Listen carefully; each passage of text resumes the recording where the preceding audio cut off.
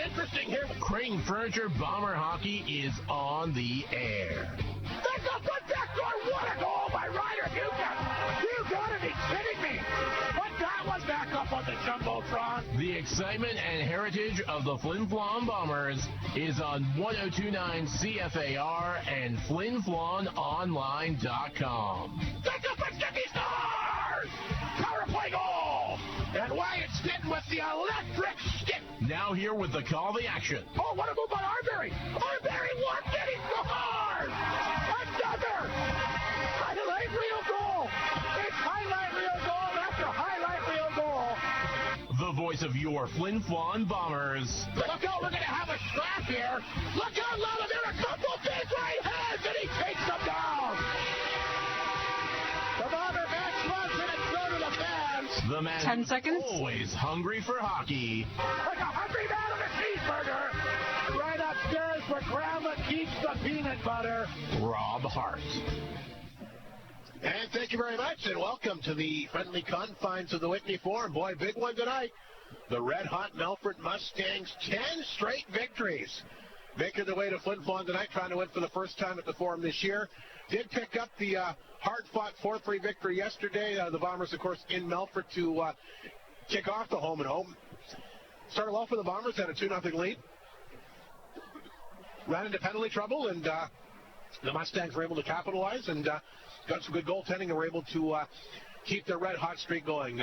Big thanks to Rafael Srejo, of course, made the trip to Melfort yesterday to cover the big game and bus troubles and all the fun stuff to go with heading on the road. But he did a wonderful job, and we appreciate his efforts last night. I'm sure just like everybody else was hoping for a better result. But these Mustangs are red-hot. They're in playoff mode right now, Mike Slip. And who knows? Very well could be another playoff preview between these two teams, possibly in the first round, although I don't think Melfort's going to finish 8th. I think they're going to finish higher than that. But saying that, you never know. But one thing I do know, the Mustangs are jacked up, and they want to be the first team to try and win a game at the Whitney Forum this year. You know that's going to be important to Darryl Blevins. He'd love to have his team beat this Flin Flon Bomber team, and we talk about it every game, it seems, but we've been waiting for this one, and we've said it all year. Even when they weren't winning, we said keep your eyes open for Melfort, and here they are, 10 games in a row, and they want to keep that going as well as the Bombers want to keep their streak going of no losses at the Whitney Forum. And that's the one advantage coming in here. I think you and I have talked about this before. A lot of these teams come in here. The game plan is, let's get in, play the game, and get the heck out. Melfort, you can tell it obviously brimming with confidence. We saw some stuff happening here in the warm-ups, some chatter between some of the players, just trying to kind of get in each other's heads if they can. But they're relishing this opportunity, and I think it goes just beyond obviously trying to snap the streak. I mean, don't get me wrong. I mean, everybody gets up to do that. But Melfort's thinking in the back of their heads, you know what? If we're going to three-peat, if we're going to find a way to somehow win another championship, going to have to go through Flin Flon at some point, which means you're going to have to win a game in this building. So I think the Mustangs are thinking a lot more about not just the streak, but to get a little bit of confidence in this rink for some big games that could still be coming down the stretch. Yeah, Melfort should have a lot of confidence in this rink. They've done pretty well the last few years, but especially in the playoffs. But they want to win here. They want to be the team that beats these Bombers. So they're going to come out guns a-blazing. And Trevor Blevins say he wants to win it as bad as anybody in here. And it's going to be interesting. It's going to be exciting. A great rivalry yet again, and they played last night. It didn't look like it was too rough, or not a lot of penalties. There were penalties, but not fighting, or I think there was one roughing penalty. But so we'll see if they get along tonight. Well, it's always interesting in a back-to-back, but saying how we talk a lot about Melfort, the Flin Flon Bombers, of course, want to try to solidify their hold on top spot. And I asked Mike, you'll hear his interview coming up momentarily, I know that the immediate goal is to finish first, but maybe is it a bigger goal just to get everybody healthy? And that's certainly been a question mark for Flin Flon as well. We talk about the number of penalties they've been taking the last few games, which is obviously costing them. But they got a lot of guys out of the lineup as well. Even some young guys like Lesperance is out. Morozov tonight. Maverick Delisle was back. He was scoring. He's tweaked something. He's out again. Knutson really has not been able to find a lot of games in Flin Flon since coming over from the trade from Humboldt. So that's a big thing for Flin Flon, too. I know you obviously want to finish first and kind of guarantee yourself home ice advantage throughout the playoffs, but I think the bigger thing for them is getting healthy. It'll be a great test tonight. The Mustangs, like we said, have won 10 in a row, have won big games at the Whitney Forum before. They're jacked up, ready to go. And Flin Flon, one thing with them, Mike, not a ton of adversity for them down the stretch. They have a little bit of adversity coming in tonight, losing last night. Players out, like I mentioned, penalties, and be interesting to see what type of a bounce-back game we get from the home crew tonight. You're absolutely right. We've talked all year of how deep this team is. It is deep, but now's the time. That's why this team, Mike Reagan has built this team to be deep, was when injuries come, and you knew they would, and here they are. So let's see what the guys who haven't had a chance to play do tonight. And we always talk about what Flin Flon's doing, what they're not doing, but again, there's always another team on the other side of the ice that's trying to stop them from doing things, and teams that are in desperation. I mean, they've been playing a lot of teams lately that are fighting for their playoff lives, and they're getting the best out of every team each and every night. It's the SJHL. It's never an easy 2 points, and I tell you what, I'm looking forward to the matchup. The Bombers and Mustangs, always fun. Great rivalry here, and of course, two of the best bench bosses in the league going head-to-head, and two of the most historic clubs as well. Should be a great game here at the Whitney Forum. We're on Flow TV, and we're back on 1029 CFER, FlinFlonOnline.com. Hang on, the SJHL Coaches Show, the one and only bench boss, the Bombers, Mike Reagan, joins us next here on 1029 CFER and FlinFlonOnline.com. Great North GM in the Pond knows just how much you like to save, so they've extended their no payment for 90 days program for February. Yes, you heard that right. Purchase your new dream vehicle at Great North GM and apply for new vehicle financing on approved credit. Then you can make your first payment come springtime. It's a win-win situation. Don't make a payment for 90 days and drive home in a new GMC truck, SUV, or car. 10 seconds. The amazing deals at Great North GM, 212 LaRose Avenue in the Paw, because it's always a great day at Great North GM. Good evening. Welcome to our SJHL Coaches Show. Mike Reagan, the head coach of the Bombers, will join us here tonight. Mike, tough going in Melfort last night. Good start, got up 2-0, but then your team got into penalty trouble. Yeah, I mean, Hardy, you've talked about it lots on the broadcast, and it's an area that we've been, during my tenure here, that's something that I really preach, and I'm not happy about our discipline right now. The guys know it. It's something that's crept in our game, and it's affected us. And, even before tonight, there was other games. You look at the Melville game. Where'd we get in trouble? Penalties. You look at the Kindersley games.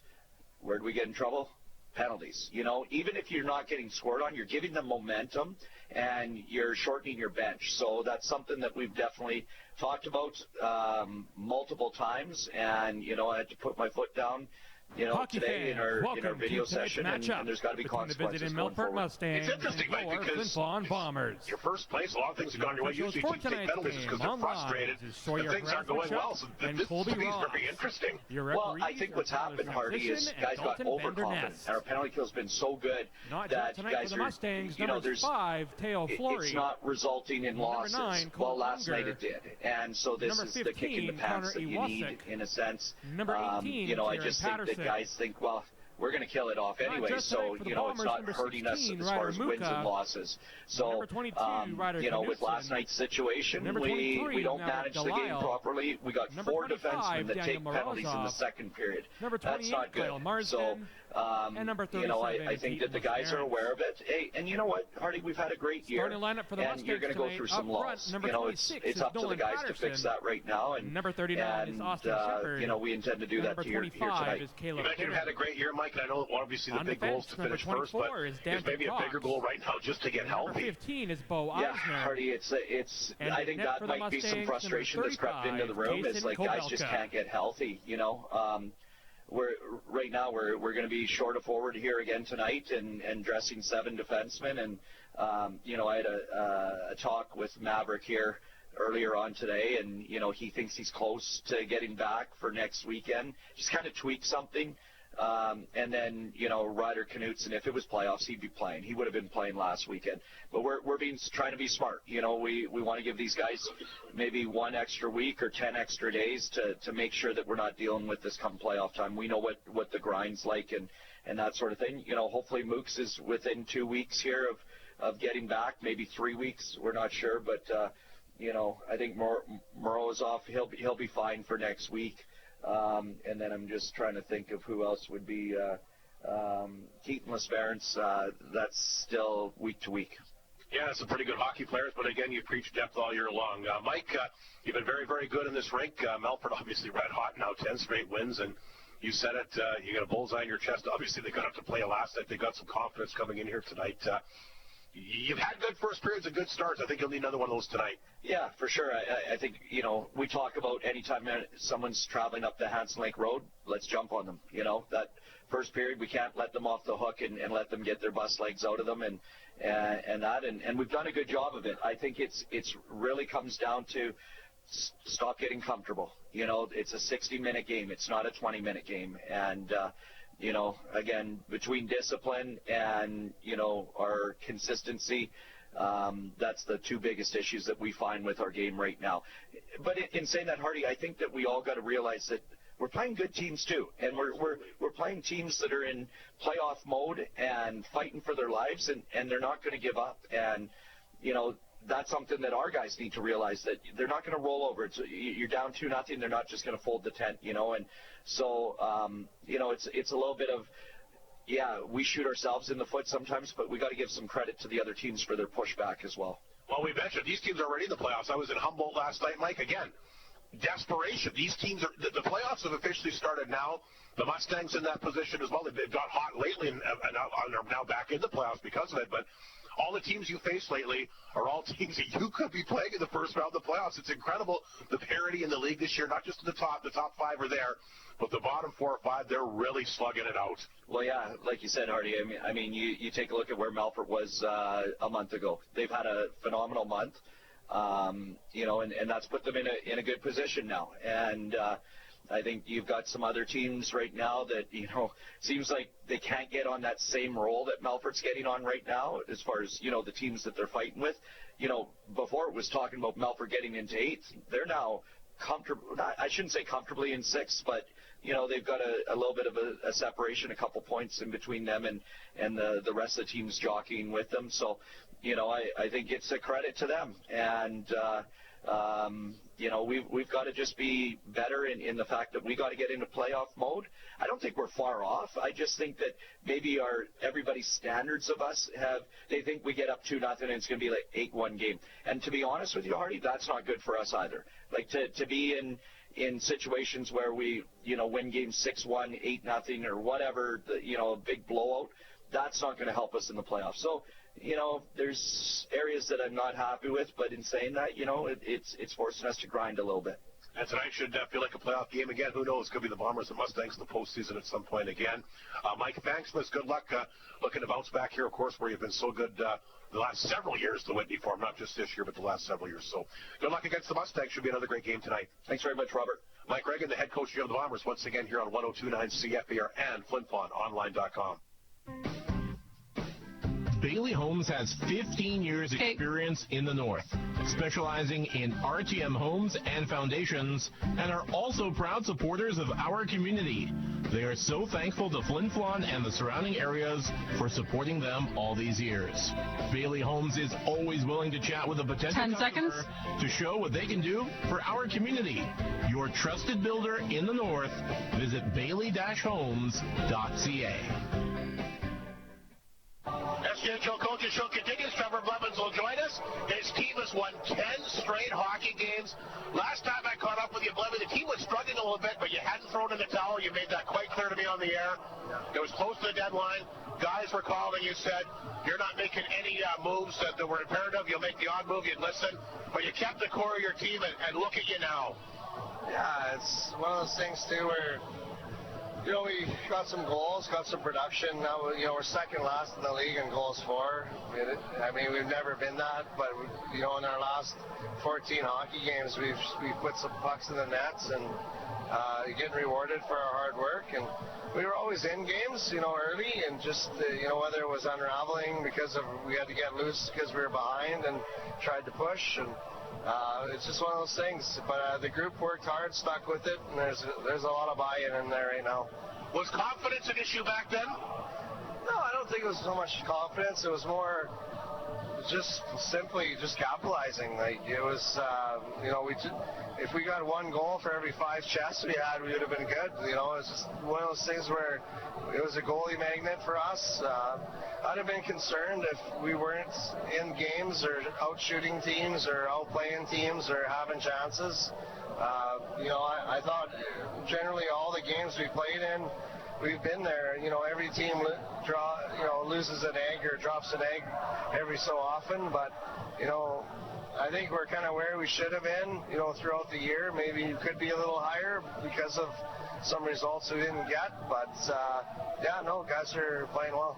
Like you said, though, Blevy, you know as well as anybody, you just got to get in the playoffs, and then you never know. Yeah, to me, we got a group that knows how to win when times are tough. We got 9 guys there that have been through the ringer before and know what it takes. And what I love about it is the other guys are all following in too. They're all pulling the rope and doing a great job buying in with the fact that, you know, we have to play a certain way to be successful, and our structure has been really good. You got to score goals to win hockey games, I get that, but you got to keep the puck out too. How about the play of your goaltending, in particular Kabelka? This guy has been absolutely fantastic down the stretch. Yeah, he's been great. Man's been unreal too. He had a great night last night, and you know, I think he wanted one back, you know, for sure. But you know, with him, both guys were very confident in. We want either one to be in the net. We've been splitting as much as we can here through this time, just because we want them both ready and fresh and prepared for, you know, each night. You're down 2-0 early, Blevy. You find a way to come back. What was the turning point of the game? That was a big goal to make it 2-1, you know, going in the second period. And I really thought, you know, Flin Flon came hard, and we didn't. I was surprised with our first period. I didn't think we were hard or heavy enough to match their physicality. And I think, you know, we had a good reset after the first and second. And you know, our second period was great, and then we came out hard in the third too, and really, once it got to 4-2, you could just see we were hanging on a bit. You know, we had the mentality where we didn't want to, you know, we were gripping the sticks a little bit, and you know, we had a really good hockey team down by 2, and you know, they were going to come and respond, and Flin Flon did all they could. Really, I thought they threw a lot at the net and played with a lot of effort, but yeah, we were fortunate in the last 10 minutes to lock it down and make sure we protected the 1 goal lead. I'm sure it doesn't take much to get the guys up for Flin Flon. Obviously, it's a big rival. You've seen it in the playoffs of the last few years, and of course, the #1 team in the league. I'm sure it's one of those games you really don't have to worry about guys getting motivated to play, do you? Well, you shouldn't. I mean, I know we're going to get a response tonight. We're going to be under the gun early, as you know how Flin Flon plays here, and so, you know, our goaltending, our D, and our forward group has to be really, really good defensively. Have to have a big effort inside our blue line. 10 straight wins, Blevy, but if you can win in Flin Flon here tonight, well, I'm sure the guys are motivated, ready to go. I mean, this is probably one, you've got 10 in a row, you're back in the playoff picture, but let's face it, this would really go a long way winning here, would it not? Well, I think last night was indicative of a playoff game in Melfort. There was really good atmosphere. I thought both teams it was almost like a back alley brawl, you know. It was one of those games where both teams wanted it, and I shouldn't expect anything less today. And it's just bounce here and there. I mean, you look at all the goals, they're all 4 or 5 goals, they're all just crazy bounces or fluke shots. So, well, you can't fault the goaltenders, and just, you know, you get after it today. It's a tough environment, we know that, and different rinks, so we know how to win here. We've done it before. Yes, you have it, and won a lot of big games here. We're wrapping up with this, Blevy. I mean, you're in the playoffs. It must be nice to control your own destiny. You don't have to rely on somebody else to do some winning for you. There's a lot of teams that are in a juggernaut here. It could go, I think we're going to go right down the last day of the year to find out who's going to get in. But for you, you're in control of your own destiny. That's nice. That's where we wanted to be. And we kind of had a number. We're 60 points. It probably gets you in for sure. And, you know, we were far away from that at the trade deadline. But we liked our schedule. You know, we had a lot of hard games prior to the deadline too, and you know, we were in it, and so we had confidence coming into January, February, and yeah, it's worked out, and the guys have done a great job. We can't thank them enough. They deserve all the credit. We just need to keep it going. I'm thinking tonight a key for you having a good first period. Yeah, I think defensively, you know, weather the storm, so to speak. You know, they're going to be full of jam and get after it. That's going to be Mike's response. We've seen that for years. And I expect a hard forecheck. We expect a lot of pucks thrown in the net. And yeah, we got to defend it, and we got to do a great job. Always great to see you, Levy. Great job with this group, and remember, you're the champs till somebody beats you. Thanks, Robbie. Appreciate it. There he is, the bench boss himself, the bench boss. Boy, what a program he's built here, and like you mentioned, Mike, we mentioned throughout the broadcast, don't count them out. They look down and out, and all of a sudden, 10 straight wins later, and boy, not only are they in playoff contention, but you talk to the top teams. You talk to Flin Flon Bombers. Here is your Flin Flon Bombers starting lineup, brought to you by Chicken Shack. Wants to play them in the up front, round. number 26 is Rhett Ewan. Number 41 is Wyatt Stinton. From the beginning, number 27 is Landon Alexander. On defense, number 8 is Xavier Pochon. Don't count us out. We'll number 2 is Jared Miskew. And in that, number 29, Charlie Schramm. Last team to beat the Flin Flon Bombers for the Whitney Farm, yes. Melfort Mustangs. No. Laurent Geisel. You got her. Laurent beat him in overtime a year ago in January. Last time Flin Flon lost the game in the regular season. Of course, Bombers lost to Weyburn here in the playoffs last year. Right. And, of course, early in the season as well. But Laurent was the last team to win a game here, and that was over a year ago. So the Bombers have been dominant in this building. They'll start strong tonight as they get the puck inside the Mustang zone. By the way, the Bailey Homes builders of the games here. We got Jack Martin up front. He's joined there by Leo Seitz, as well as Connor Miller, of course, the former Humboldt Bronco. Vashon Miskew on the back end. I've really been impressed by the play of Miskew. You were talking earlier in the pregame about guys getting a chance to jump in, some of the younger guys in play. Miskew's been one of them, as that one goes flying well over the glass. And, of course, Charlie Tripp back between the pipes. Finn Werner losing for just the second time in regulation last night. Played well, but give Melfort credit. They won the game. As for Mr. Trent, great years, great numbers this year. The number one goalie in the league, certainly stats-wise. With the goals against at 2.18 and a save percentage of .934. 29-1 on the season and 4 shutouts. So Trent's been the real deal. He'll have to be good again tonight because I'll tell you what, Casey Kabelka, he's been red hot for the Mustangs down the other end of the ice. We'll get to his numbers here. Our next whistle, look out, Alexander goes in hard. He's down. Not sure what happened there. They're going to blow the play down. Alex, this team has had all kinds of injuries. Alexander goes in there, and I don't think he was really hit by the Melfort player. I don't know what happened to him I think when he hit the boards, he's struggling, Rob. Oh, my goodness. I'm wondering if it's a shoulder or something like that. But who am I? He went in there awkwardly and went down. He's obviously in great discomfort. 50 seconds gone. Yeah, this would be a big loss for the Flin Flon Bombers.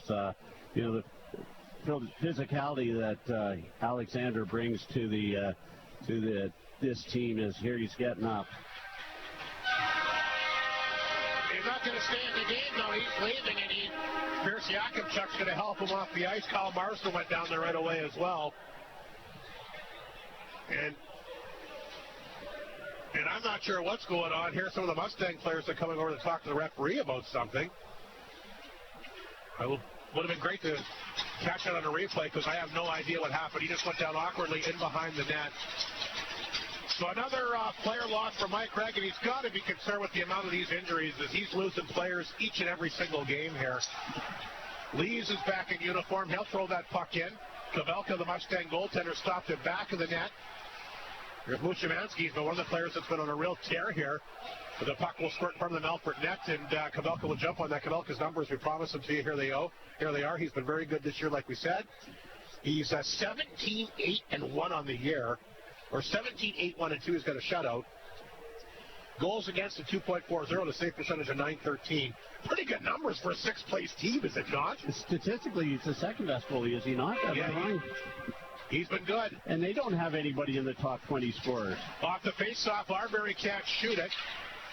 Went off his stick. Flin Flon does have the puck inside the Mustang zone. They're trying to get off to a good start here. That'll get past Ward, and he's going to have to hurry. Flying down the ice on him was Hamilton. Hamilton actually beat him to the puck. Throws it back out front, and that was ripped wide.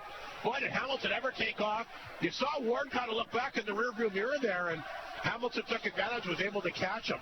Here's below us to McKenzie at center. And McKenzie will tap this back in Flin Flon territory. Miscue there to grab it back of the net.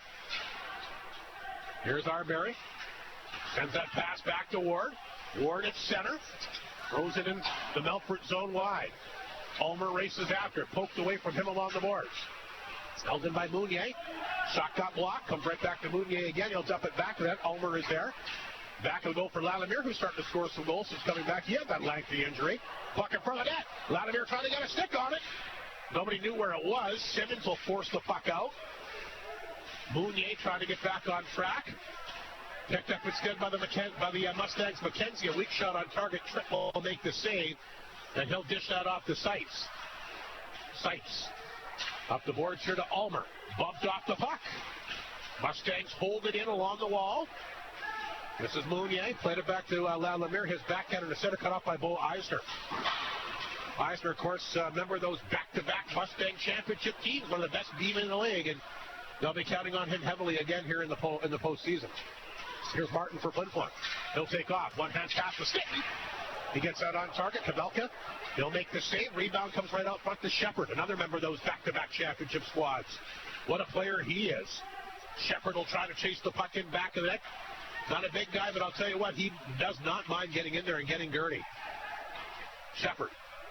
In the corner, knocked it down the blue line, held in that time, fired just wide that time along the right post by Cox.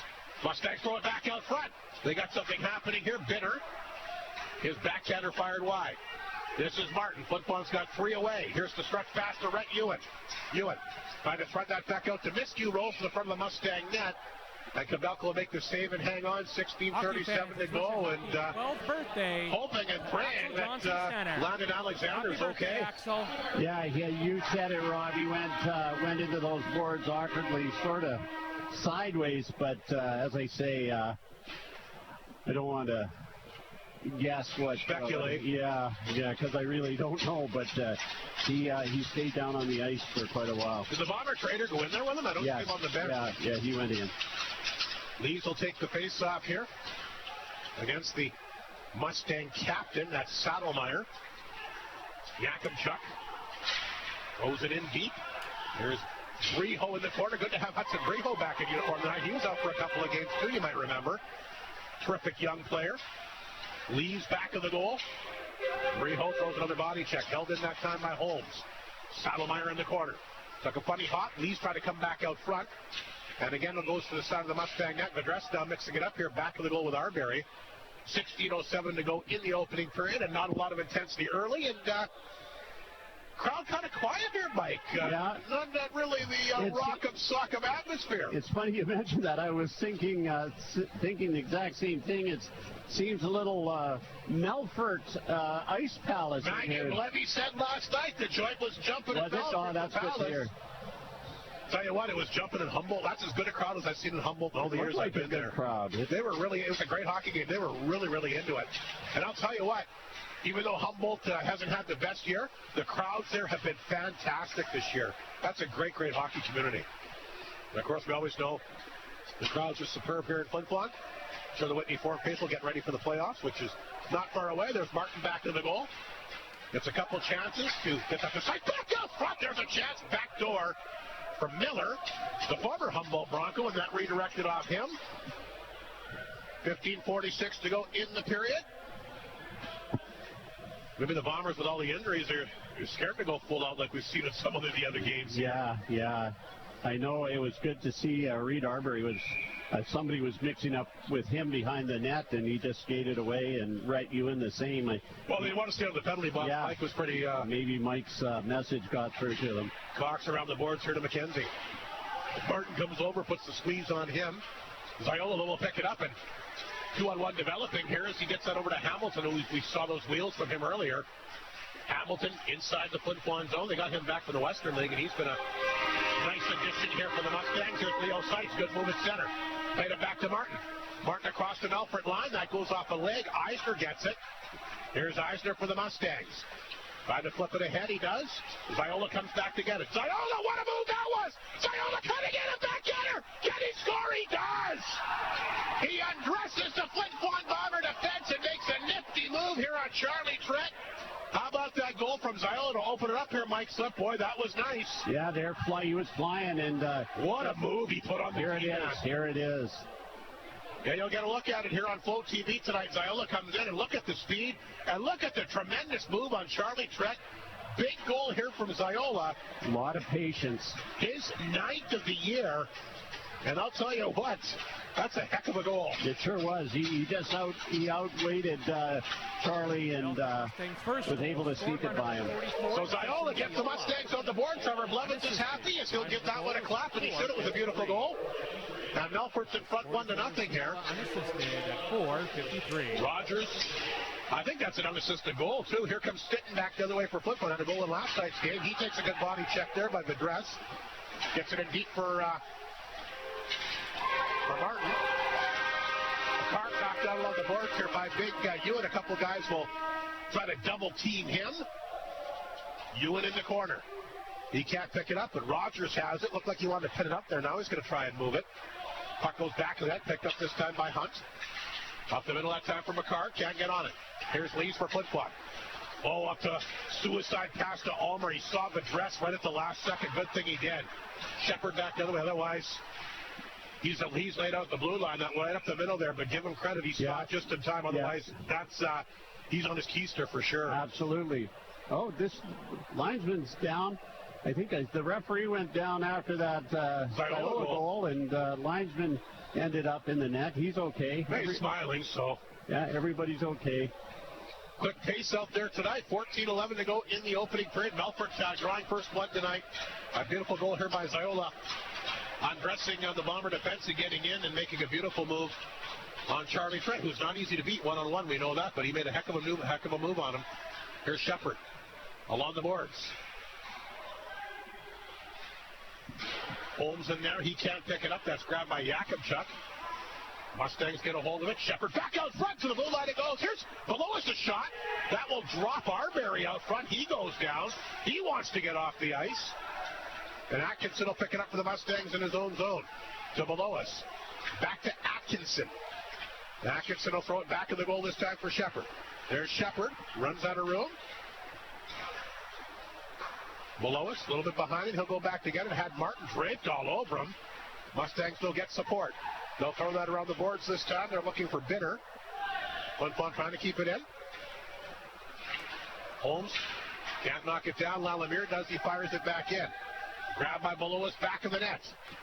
Belowas swings that pass back to center ice. There's Salomire, and he'll flip that up into the Bomber bench. And they'll blow that down with 13:11 to go. The Bomber traders returned. No sign of Landon Alexander. No sign of Landon Alexander, but he's spending some time with Reed Arbery, who sort of took that shot. I think he took a shot. Yeah, he's trying to shake it off. He's doubled over on the bench there. They're going to line up at center ice here. Salomire will take the face-off against Miller. Miller Seitz. And Martin is the line for Flin Flon.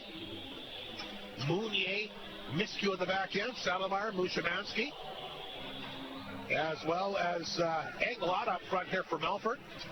Eisner on the back end here for the Mustangs along with Danton Cox. So that's a lineup, so you can hear the fans kind of getting on the linesman's case to drop the puck there moments ago.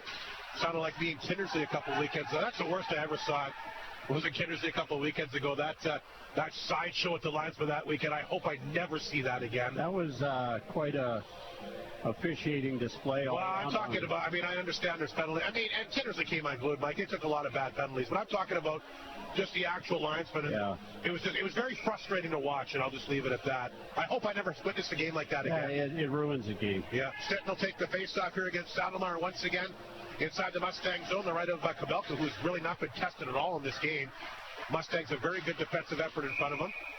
And like he mentioned, as the puck goes over the glass, like Trevor mentioned in his pregame, last night was Mustangs playoff hockey. We're seeing that again tonight. Flin Flon not getting a lot of good chances or offensively. Yeah, I don't know if it's just me, Rob, but the Bombers seem a little tentative. I wonder if the talk that Mike Reagan had with him about penalties have sort of, that's in the back of their mind. I don't know. It just seems that way to me, and, they don't seem to be running free. Back to the blue line, Holmes' shot. That one goes over top. It comes right back out front. Ulmer there. But Kavelka, perfect positioning, will make the save and hang on again. The Mustangs are front 1-0, 12:45 into the opening period here. Just a beautiful individual effort by him to put the Mustangs on top, and that's what you do when your things are going well. You take advantage of your opportunities, and that's exactly what he did there on that nice effort. Fun player to watch. I've noticed a few times the Flin Flon's played on this year. He's been one of their exciting guys that, again, has a lot of foot speed, and we saw witnesses of that in the opening goal. Here's Salomeyer. Mustangs have 3 away. Pass to Mushimaski. Oh, he cut in, and he fanned on it. Like I said, he's been red hot here on this streak. Back to Eisner. Through traffic. Trent will blocker that to the corner. Ewan trying to get a stick on it. Mustangs knock it down. They hold it in. Cox the blue line. Back to Eisner. Eisner on move. Walks in. Fires it. Trent with all guys in traffic. Makes the save. That is wide open. Can the Mustangs capitalize? No, they miss. Trent couldn't get up. Trent was, he's now going to go out and grab his stick. He can't even get his back stick. In. Mushimaski, lost the handle at center, so Flin Flon will chip it back in. There's a major melee of players in front of that Flin Flon net. Cox looked like he had an open net there, but couldn't fire it home. Remains a 1-0 Melfort lead. Here's a steal back to the goal by Arbery. Almost jammed away. Comes up and they score! Joey Lees is there! And the Bombers converted their first success in the game here. Kavelka lost sight of it back to the net. Arbery made it. I tell you what, I hope they run the replay on this because Reed Arbery, he is the architect on this play. And you watch Arbery here, the nifty move that he makes against Kavelka to go to the one side of the, can't even see, it looks like it's 1,000 miles away. Anyway, he gets the wraparound attempt, and there's Lees with the backhander. Anyway, Reed, I don't know if people can see it or not. It looked like very far away to me, but a heck of a play by Reed Arbery to set that up. It's similar to how Melville played last week, just kept hammering, and the defense didn't handle the Bomber forward. So, good to see Reed Arbery back on the ice flying. The Bombers come back and tie things up. Joey Lees continues his great year, his team leading 24th of the season. And Kavelka, like I said, kind of lost up. There's a high stick here on Hamilton. The assist. Play continues. He's up right under the mask, and he wants to get off the ice. The goal is that. Meanwhile, the Bombers look up the puck back at Melfort territory. There's Brijo on top of it. Lost the handle. Puck picked up this time by Hunt. He skates away to center. Hunt. Inside the Flin Flon zone. Dumped it in. Trent stopped it back of the goal. Here's the pass to Fashon. Miller. Sykes. Atkinson took it from him. Puck lifted off the boards back inside the Flin Flon zone. There's Fashon there to get it. 1-1 game, a big goal here by the local product, Joey Lees. What a year he's having. He's had to battle injuries, but I'll tell you what, anytime he's been in there, he's been a major contributor to this club. Never scored more than 5 goals in a year. Oh, wow. And he's got 24 this year and has missed a bunch of games, as you know. Tip my hat to Joey. He's had himself a nice season here. Bitter will get a hold of it. He'll stop it back inside the Flin Flon zone. There's Mounier there to get it. Around the boards to Martin. He had to get rid of it quickly. Mustangs trying to get the forecheck going here a little bit. Below us will pick it up for the Mustangs. And he'll dump that back in. They're trying to really come down and press on the Flin Flon Bomber defense here. Ward took a bit of a high stick. Here's Eisner's shot. That goes wide. Picked up by Ward. Back of the goal to Mounier. He'll get rid of it quickly to Seitz. Back to Mounier. Mounier back to the net. We're at the midway point of the period. Shots are dead even, by the way, at 5 apiece, so we have a 1-1 game.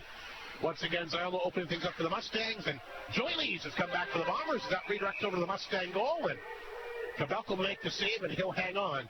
With 9:55 to go in the period. Very big for Flin Flon. And look out! Here's Brandon Alexander back on the... They're not cheering Mike Schlepp at home, if you're wondering what the ovation is. It looks like he's got his wrist taped. Now, that might be a normal thing for Landon, but great to see him back and a big cheer for him. How about that pileup in Charlie Tritt's crease? It looked like a goal line stand in the NFL. We got a timeout, Rob. Yes, we do. And we got a tie game as well, and Landon Alexander is back. Great to have him back, of course, in the Bomber lineup. I know everybody, including me, breathing a huge sigh of relief. We'll take a break. More of the first break coming up here from the Illustrious Whitney Farm. It's great for us at Flin Flon Bomber Hockey on 102.9 CFAR and FlinFlonOnline.com. Your local McDonald's at the Walmart location offering up some tasty treats here in February, including the Frank's Red Hot Original McCrispy, made with tender and juicy 100% Canadian raised seasoned chicken, and topped with shredded lettuce, mayo-style sauce, and Frank's Red Hot Original thick sauce, and served on a potato bun. Also, the Frank's Red Hot Honey Dipping Sauce, a dipping sauce with the sweet taste of honey, and the heat of Frank's Red Hot to treat your McNuggets to a flavor they've never experienced before. Stop on by the restaurant, the Flin Flon Walmart location, 8 a.m. till 9 p.m. Monday to Saturday, and 8 a.m. till 6 p.m. on Sunday. Artificial intelligence can't build you a home, fix your engine, or prepare a meal. A job in trades is a job AI can't have. At the University College of the North, choose from over 10 different trades that work for you, your interests, and your timelines. You can be the one everyone calls for that expert help. Apply for September 2026 start. UCN.ca. UCN. Here you can. 10 seconds. Danao, University College of North, sa kinutigis kinomagay nao, ay kanto pa din nao, UCN.ca, UCN, taga-Hispano. Great chance there for Pierce Yakimchuk, just missing. As we're back here at the Whitney Forum with about 9.5 minutes remaining in the opening period. Flin Flon does have the puck in the Mustangs zone, but Melfort will chip it out. Rogers, he wants to dump this in, icing called, so Flin Flon will get a chance. That goal's obviously picked him up, and the return of Landon Alexander not hurting as well. Trying to get Flin Flon a little bit of energy here in the opening period, Mike. I'm sure that really pumped the fellows up to see Landon back. He is a tough competitor, I'll tell you. Crowd favorite because he brings so many things to the table. Yeah. Lees, who's got the goal for Flin Flon, will take the face-off against Saddlemeyer in the Mustang zone. The left of the netminder, Kabelka. Lalamier crashing with Eisner. Saddlemeyer along the boards will pick it up. Feathers it back of the net this time to Rogers. He had to be careful. Reed Arbery on top of him. Arbery's had a good game again tonight. Kicks it back to the line. Shot a chance. Oh, redirected just wide that time. Arbery comes close to putting Flin Flon in front. Arbery will hold it in. Bashan at the blue line. Through traffic. Kabelka, good save. Lots of traffic in front, but he's a big goaltender and able to make a nice glove save there and hang on. I'll tell you, that shot from the point, it was picture perfect how the Melfort Mustangs handled that in front of the net. They moved guys out of the way so Kabelka could see that. It's exactly what should be done, and they did a great job there. A great shot, though. Sights against Shepard. Face off back in Melfort territory. Off the draw. Martin. Weak shot. Throws it out front. Miller. He's knocked to the ice. Bushimansky will pick it up, and he gets it back to Shepard here at center. Shepard. Oh, good body check that time by Holmes. That's how you do it. Flin Flon will get the puck back to Sights. Sights at center. Taps that off the boards. He'll try to chase it down. Hunt is in there. Sights throws a big body check on him. Bushimansky comes back to help out. Lifts that pass ahead. Hamilton's going to take off. Here's Hamilton. Trying to go around Martin. Martin does a good job to hold his own with him. And Miller will come back and pick up the puck here for Flin Flon. He'll bounce it off the boards back inside the Mustang zone. Miller will chase it down. Runs into Hunt. Puck picked up by Ziola, who, of course, has that big Melfort goal. Here he goes again. Look at him take off. Ziola down the one. Ziola coming in. Does he have it again? Johnson in. You got to be kidding me. This time it's coast to coast. Ziola down the wall. In alone, and can anybody stop this guy? Wow, I mean, wow. Fantastic. He flew down there. That was fantastic. That's one of the nicest goals I've seen here at the Whitney Forum. Here's the replay. Look at him fly. And he jams that between the wickets there of Charlie Trett. 2 for Ziola tonight, 2 highlight reel goals, Mike Slip. Melfort Mustangs second. Mustangs retake the lead, and another incredible effort here by Ziola. And that's another unassisted goal from him. He just takes the puck and he just goes in at will. Wow. Putting on a clinic here for the Whitney Forum faithful tonight. Rhett Ewan will bounce off a check here. He's got the puck back. That tried to come back out front. Yakimchuk knocked it down. He ripped that one just wide glove side. Below is trying to take it away from Ewan. Ewan will try to jam it in. Kabelka stopped him. Ziola can't pick it up. It goes back to the net. And that's picked up and flipped down the ice that time. Ziola after it again. Flin Flon will dump it back in. Atkinson. He'll track the puck back to the Melfort net. 7:19 to play in the period. Here's a nice pass up the middle. Patterson across the line. Patterson down the wing. He'll bring it in. Lost a handle to Yakimchuk. Yakimchuk, the Bombers RBC Community Ambassador this year. We'll chat with him in the opening intermission tonight about that. What a great kid he is. He'll poke that back to center ice. Picked up here by Lees. Lees has got the Bomber goal. Oh, he can't get moving, though. That's taken away. Breho followed it up. Breho along the boards. Good work by him. Got it back in deep. Arbery tried to pick it up. He has it back in the net. Reed Arbery to the blue line. Holmes.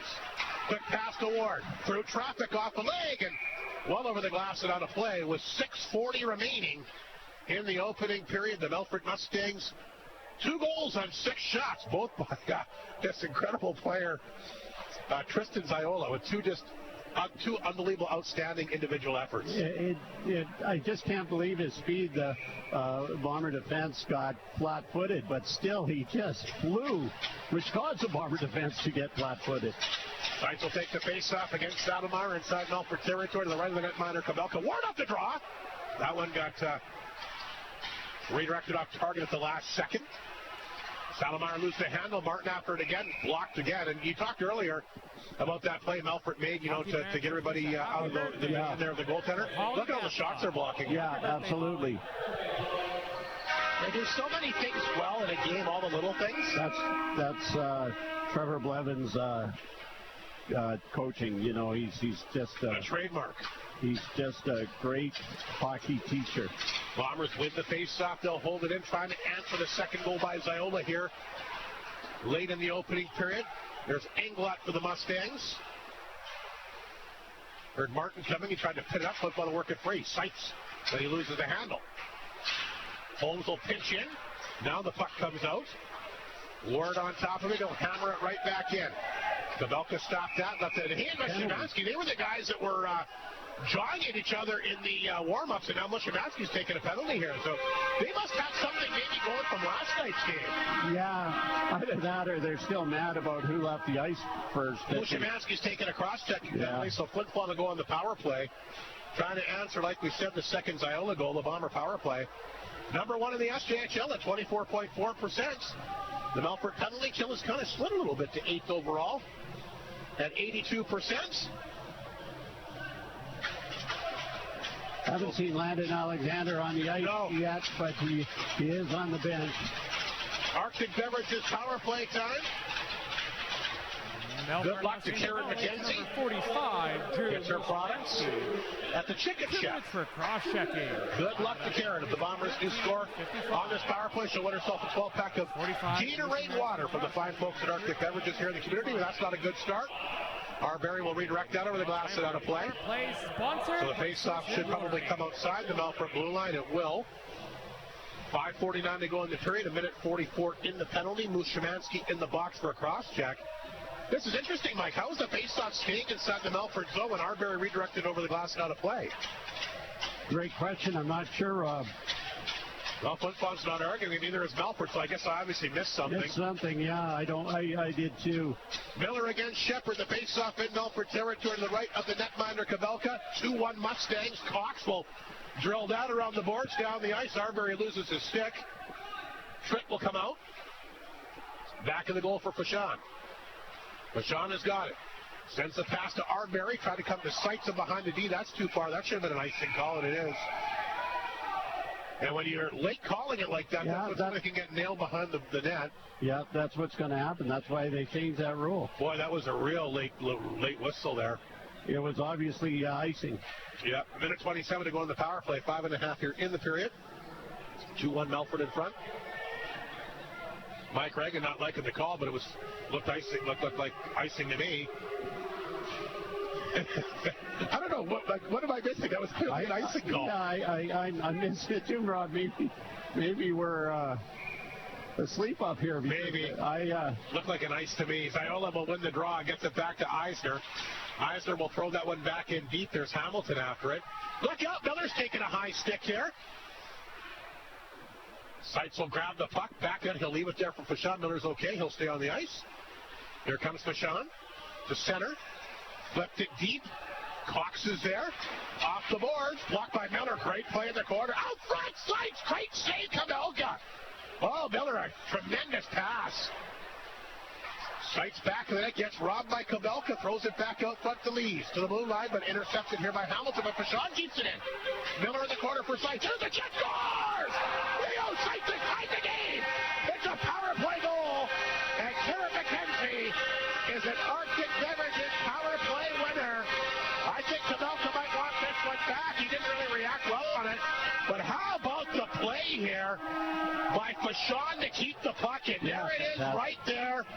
Into the corner, Leo Sights having a tremendous year, and he fools Kabelka here. Was nobody in front of the net to tip that, was watch here. Right there, that stick came down. I don't know if it was, but the stick came right in front, because you're right, Kabelka didn't look, it looked like he should have had it, but might have changed directions, I'm not sure. 15th of the year for Sights, and a tremendous play by Xavier Fashawn to set him up. Bombers back on the charge. Ulmer knocked down at center ice. Puck is played back inside the Flin Flon zone. There's Holmes on top of it. And he'll throw that across the line. Ewan's got a break. Behind the knee, Ewan walked in. A weak shot. Safe made this time by Kabelka. There's Hunt back to the Mustang net. Flin Flon has tied the game again here in the opening period. A big power play goal for the league's top power play unit. Look out. Holmes just gets it away. Looked like Mushanowski was going to get that away from him. Puck comes the blue line. Atkinson down on that one. Flin Flon does push it out. And Lewis will race back inside the Mustang zone with Stinton on top of him. 4:03 remaining. Stinton with the steal. Dropped it back to Lalamier. Oh, he ripped it wide. Nice shot just over top of the left-hand corner. Jakubchuk for the blue line. Blockered away that time by Kabelka. Mustangs have coughed up the puck a couple times in their own zone here the last couple of moments. Trevor Blevins, a defensive specialist, won't like that. Atkinson back in his net. Leaves it there for Belois. Bombers trying to pressure. Patterson along the boards. He takes a whack here at Lalamier. Play continues inside the Mustang zone. Puck lifted out. Jakubchuk waited for it at center. Got a hold of it. Throws it right back in. Kabelka back of that. He'll stop that. Left it for Belois. Have to be careful. Up the middle it goes. He's lucky that the Mustangs got it out. Here's Binner, though. Binner coming down on Ward. Throws it out front. Nice job by Trick to poke that one away. Here's Mounier. He'll bring it outside the zone. Ward has it. Up the left side. Back got blocked. Cox back of the net. Avoids a check. Throws it in the far corner this time for Binner. Can't get it past Sights, who's got the tying goal. Sights inside the Mustang zone. Tried to pin it up there. McCarg will get to it. He'll flip it back inside Flin Flon territory. Ward to go back to get the puck. Throws the pass back to Mounier. Mounier. Here's Sights at center. His backhander in tight for Arbery. Kabelka onto the net. Almost got crossed up. Look out, here comes Iola. Does he have another one of these highlight reel goals? He fights off a check. He gets it in deep, throws it out front. Puck bounces. Boys, Iola, every time he gets that puck, he makes something happen, doesn't he? He's flying down that left side there, and nearly did it again, for sure. 2.5 minutes remaining. Opening period, a 2-2 game. Flin Flon outshooting the Mustangs 13-7. And a big goal by Leo Sights has tied things up here on the power play. And again, Xavier Fashawn is a tremendous play to set that all up. Yeah, absolutely. And what a play by Wyatt Stinton there on that last one to catch that Mustang. Breho takes the pass at center. Breho. He gets it across the line. He makes a good move along the board. Back up front, Lees. Can't jam it in. Great chance, though, on a great setup by Breho. Puck will come out front. McCarg. He'll clear it out. Fashawn races back. McKenzie on him. Gets it back to Ulmer at center. Here's the quick toss to Lees. Drop pass to Breho. Throws it in tight. Ulmer can't get a stick on it. Picked up by the Mustangs. Flipped back to center. Grabbed by Miskew. He'll hammer it in. Kabelka. He'll let it go to the corner where it's picked up this time by McKenzie. McKenzie will to Vedress. Vedress will hammer it inside the Flin Flon zone. Englot in there. I wonder if he's any relation to Chad Englot, who played for the Bombers way back in the 90s. Here's Ewan to center. Dumped it back in. Cox will knock it down back of the goal. Back out front to Saddlemeyer. Feeds it over to Mushimansky. Mushimansky with a good head of steam down the right side. Ripped out over top of the Bomber net. There's Sights. Can't get it out. Mustangs hold it in deep. Yakimchuk there for Flin Flon, just over a minute to go. He'll lift it down the ice. That should be an icing call as well. It is as Cox goes back to touch up. And the game getting a little bit physical. Ewan took a good bump there at the end of towards the end of the period. Yeah, he looks a little slow, but Big Red Ewan, he's a tough character. And like we said, it might not technically be the playoffs right now, but a number of these teams already in playoff mode, including these Melfort Mustangs, who, yes, are on a tear, but have not guaranteed themselves a playoff spot yet. So each game is very, very important for them. Carberry will chip it ahead. Here comes Yakimchuk for Flin Flon. Yakimchuk gets it in deep. Here's Yakimchuk taking on Shepard back. Gets it on front. Puck loose. Oh, great effort by Yakimchuk. Now entering the new Lalomir in there as well with a minute remaining here in the opening period. A good one here tonight. All even at 2. Martin trying to dig it free. The Mustangs that have the puck, though. Bitter throws that back over in the direction of Patterson. He gets the puck in deep. Throws it back of the Bomber net. Mounier took a good hit that time. Kept his feet going. Was able to knock Shepard to the ice.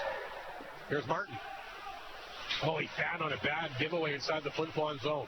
Rashawn, though, comes back, tries to tie it up. Martin will get it back. Flip that to Lalomir. Lalomir lost it to McKenzie. He throws it out front. There's a chance. McKenzie ripped it on target. A good save that time by Trent. Flin Flon having a tough time here at the end of the period. 12 seconds to go. They finally get it out. And that's going to be another icing call, I believe. It is as Eisner goes back. So the Mustangs will get one last face-off with 6 seconds. A lot of time on the clock there, Mike. Yeah, I think those Bombers were tired out there, too, and they're not going to be allowed to change. 6.1 seconds up on the clock. Yeah, look at Martin. Yeah, he's gassed. Big face-off here. Like we said, 6.1 seconds, a lot of time. We'll see what happens here as Saddlemeyer will line up for the draw here against the Bombers' Connor Miller. Face-off deep in Flin Flon territory to the left of the netminder, Charlie Tritt. 13-9 down the shots. A nice face-off win there by Miller. That's how you do it. He'll get it down for Martin. He's going to try to take one last stab at it. But he's going to run out of time. But a big face-off win there for Connor Miller. Again, something that might not show up on a stat sheet, Mike Slip, but that's a big factor in this game. Yeah, absolutely. It got physical, and the Bombers got a little life, too, because seemed to me they were a little stale coming out, but came back with a couple of nice goals, and Mr. Ziola, holy smokes, what a display he put on in that first period. So very exciting, just as we had imagined, and can't wait for the second. Alexander comes back to the bench, does not play a shift. Does he play a shift in the second period? I guess we'll see. Yeah, he didn't look like he was coming on at all. He was there. I think he was there to cheerlead, so it'll be interesting to see what happens in the second with Landon Alexander. It'll be interesting to see what happens in the next couple of periods as well. It's a good one so far, 2-2. We'll take a break. Opening intermission for the Co-op straight ahead here on 102.9 CFAR and FlinFlonOnline.com.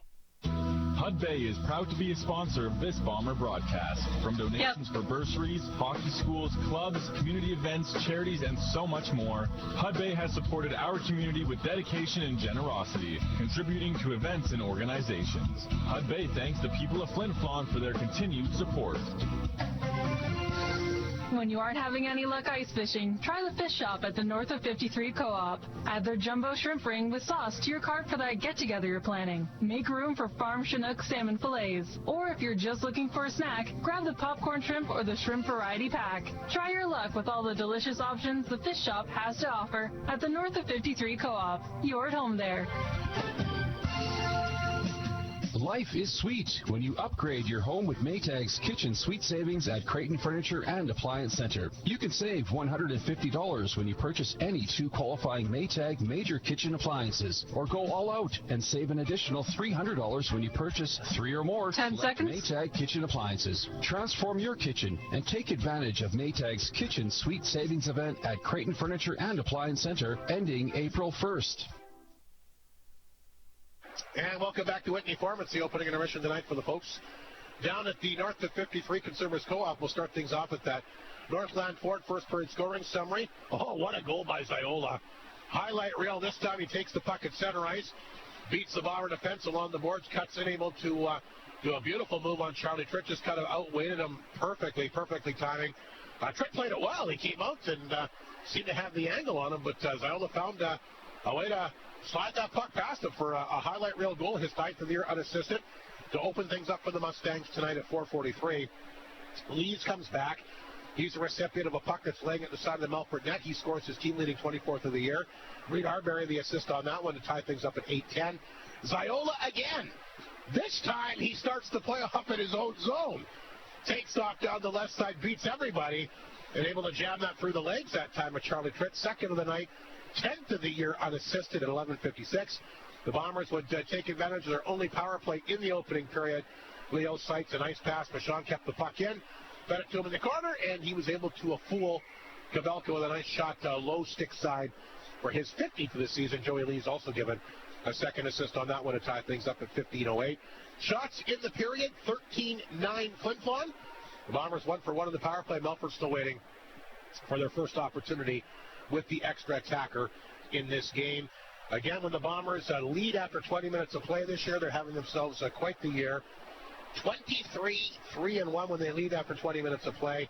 When the Mustangs trail after one, the game's tied up after one. So when the Bombers are tied after one this year, they're 9-3-1. When the Mustangs are tied up after one, 8-5-1-2. I'm so used to saying Flin Flon leading after one period of play. Wait a second. The game's actually tied at 2. And a very, very good road period again for these red-hot Melfort Mustangs, who, of course, have won 10 straight hockey games. And looking good again at the Whitney Forum here tonight, but good for the Bombers being able to bounce back and answer both the Mustang goals here in this opening period. We'll take another break. More of the opening intermission for the Co-op coming up. Like we mentioned earlier in the broadcast center, as I'm sure you've seen on social media, Pierce Yakimchuk, the 20-year-old Flin Flon Bomber defenseman, is their RBC community ambassador. Anyway, he's going to chat about that, chat about the season, obviously his thoughts, and a big bounce-back game for him and the Bombers tonight. So Pierce Yakimchuk, a Creighton Pizza player profile coming up. That interview and more still ahead in the opening intermission here for the Co-op on 102.9 CFAR and FlinFlonOnline.com. It's easy to take a garage door for granted. It goes up and it goes down. Well, not exactly. Installing a new overhead not only increases your home's look, but its protection as well. And at Jim's Custom Doors and Windows, they let you take control at every step of the process. From window style to color and even the hinges, you can create the look that you want. And built to last with extreme weather protection, you can keep your home safe. Get your new overhead door at Jim's Custom Doors and Windows today. Gotta stop thinking about Creighton's Pizza. Gotta stop thinking about Creighton's Pizza. More important things to think about, like, what kind of name is Gilligan? And can I get laser eye surgery where the eyes shoot out lasers? Probably on its way for a Creighton's Pizza delivery. Bah, gotta stop thinking about Creighton's Pizza. I've got it. I'm gonna start thinking about their ethnic menu, from Greek to Chinese to Italian. 10 seconds. Milkshakes, Flinty's fried chicken. Phew, I did it. Creighton's Pizza, 688-2080. Fight for the last slice. Welcome to our first intermission, our Creighton Pizza player profile. Pierce Yakimchuk will join us. Pierce having a fantastic season. Pierce last night, obviously a big game against the Melfort Mustangs. It could very well be another first-round playoff preview. Good start for your team last night, 2-0, but then kind of things turned around quickly on you. What happened?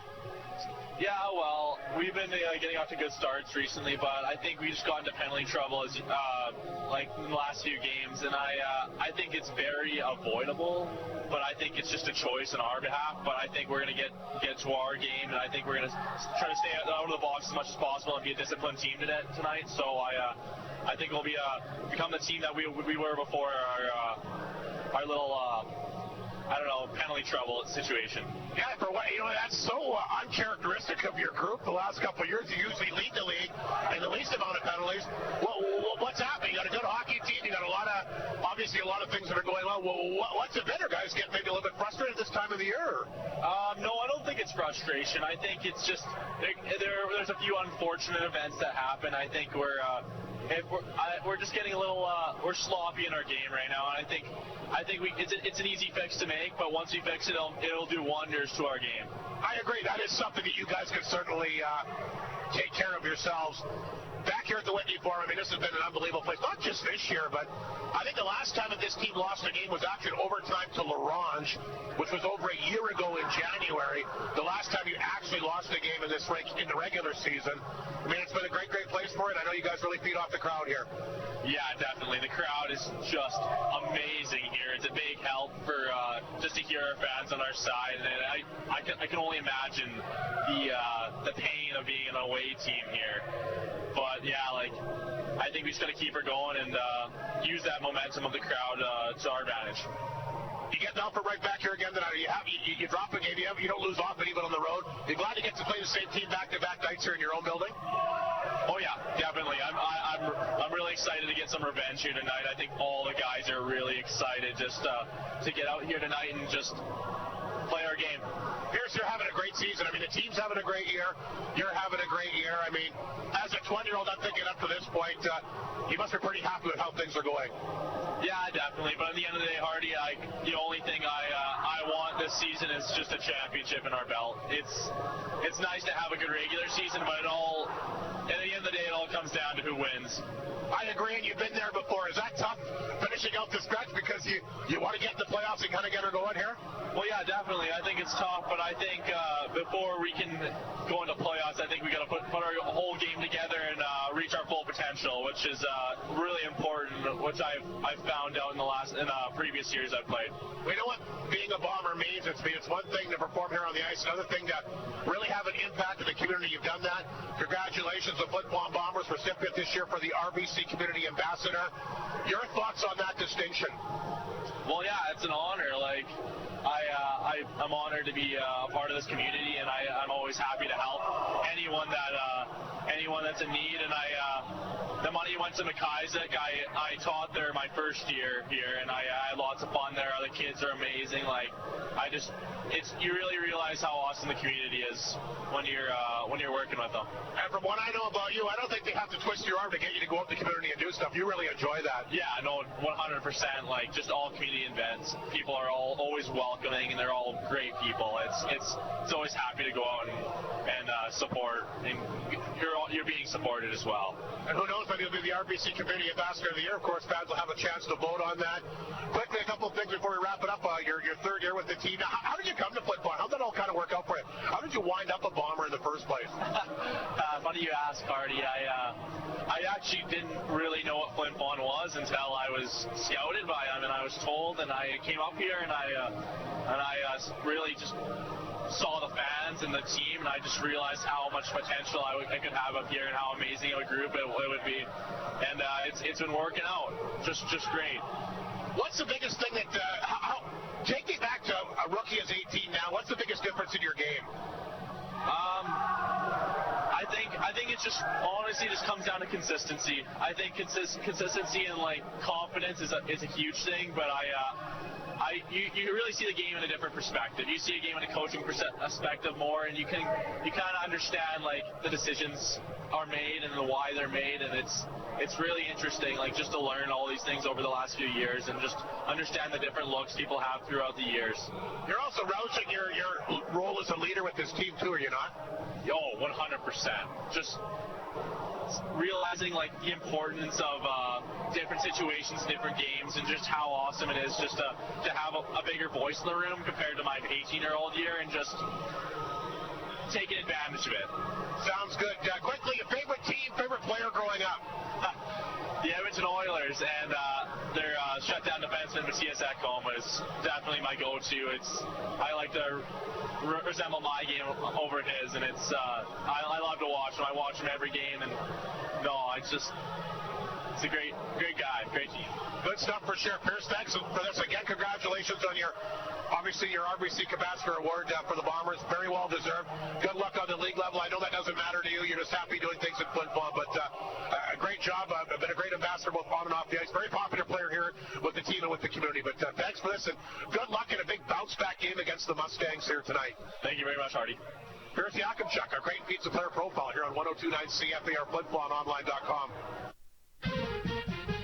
Arctic Beverages and Gatorade Water are supporters of all just these two. who are in competitive sports or a weekend walker, skier, or snowshoer. Hydration. Do you need any promos? Gatorade Water, or you get no sugary or salty taste, and its infused electrolytes will keep you going as you're out walking Fido or practicing for the big game.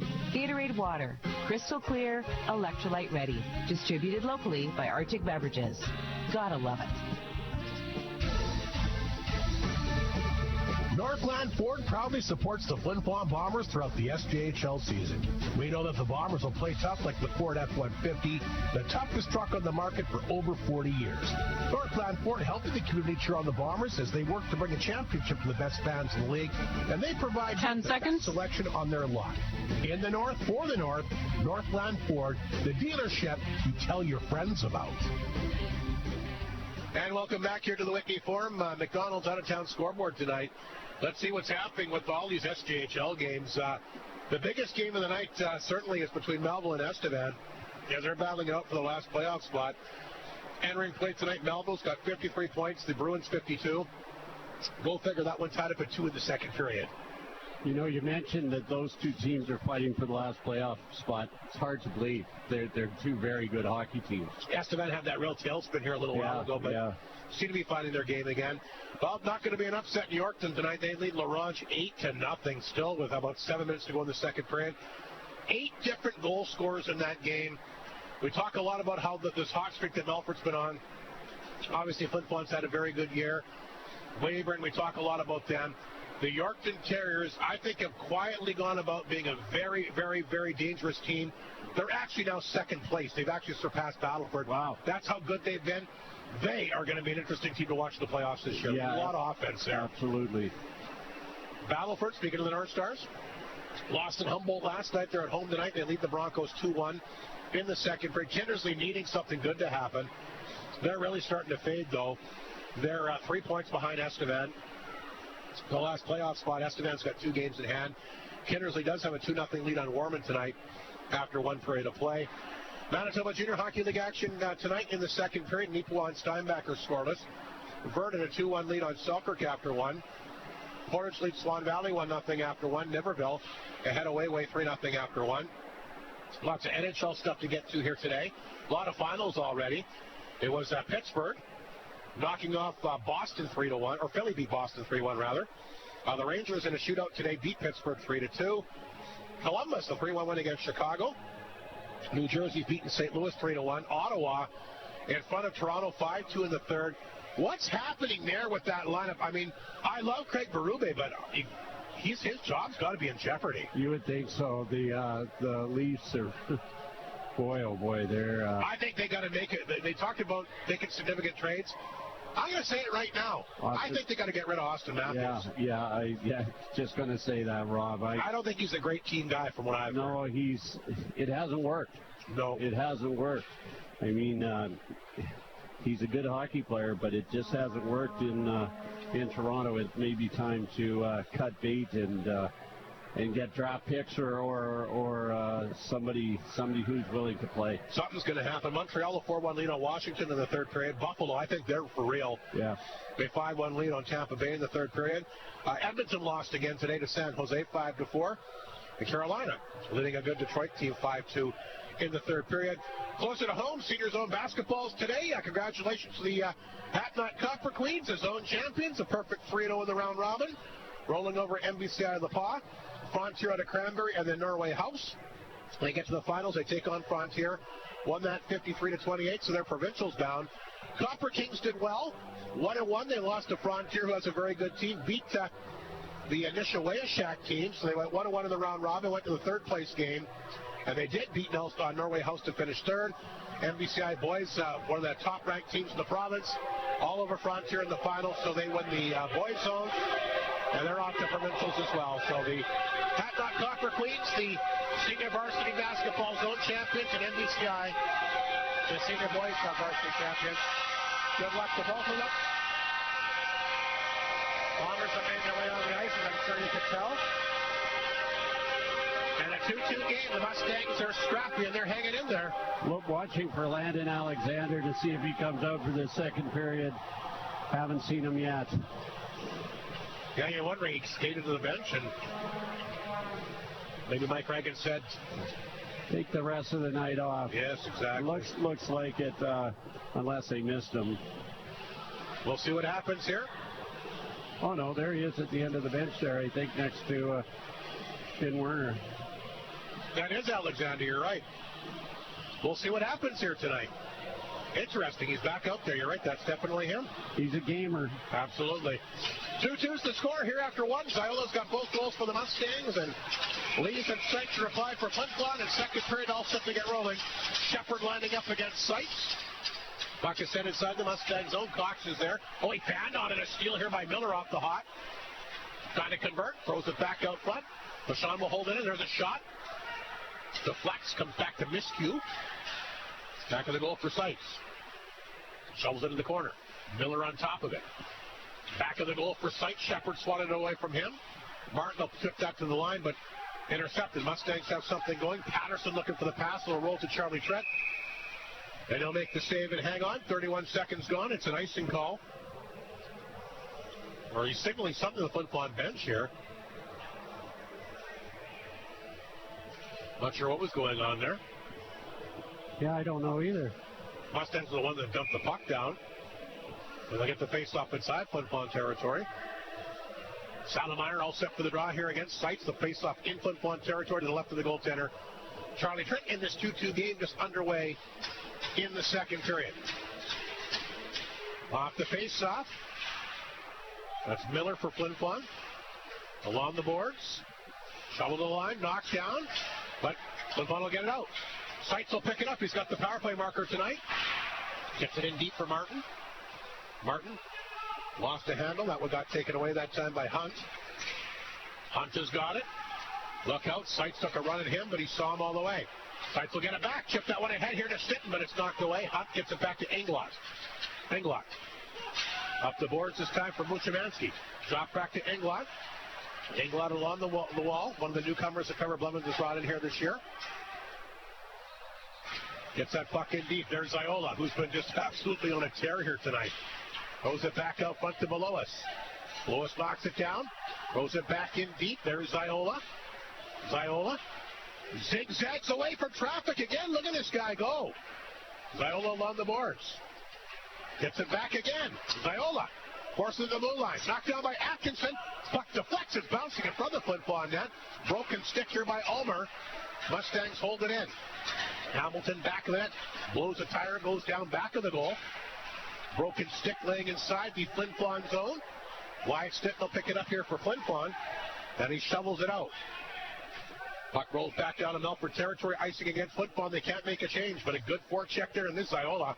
Boy, is he ever tough to take that puck away. He's just so quick. It's so dangly. He is, and he's a big guy, it looks like. He's 6 foot, 172 pounds, but he's stocky. He seems strong. He was sure strong on the puck down here and fast. And his feet are always moving. Yeah.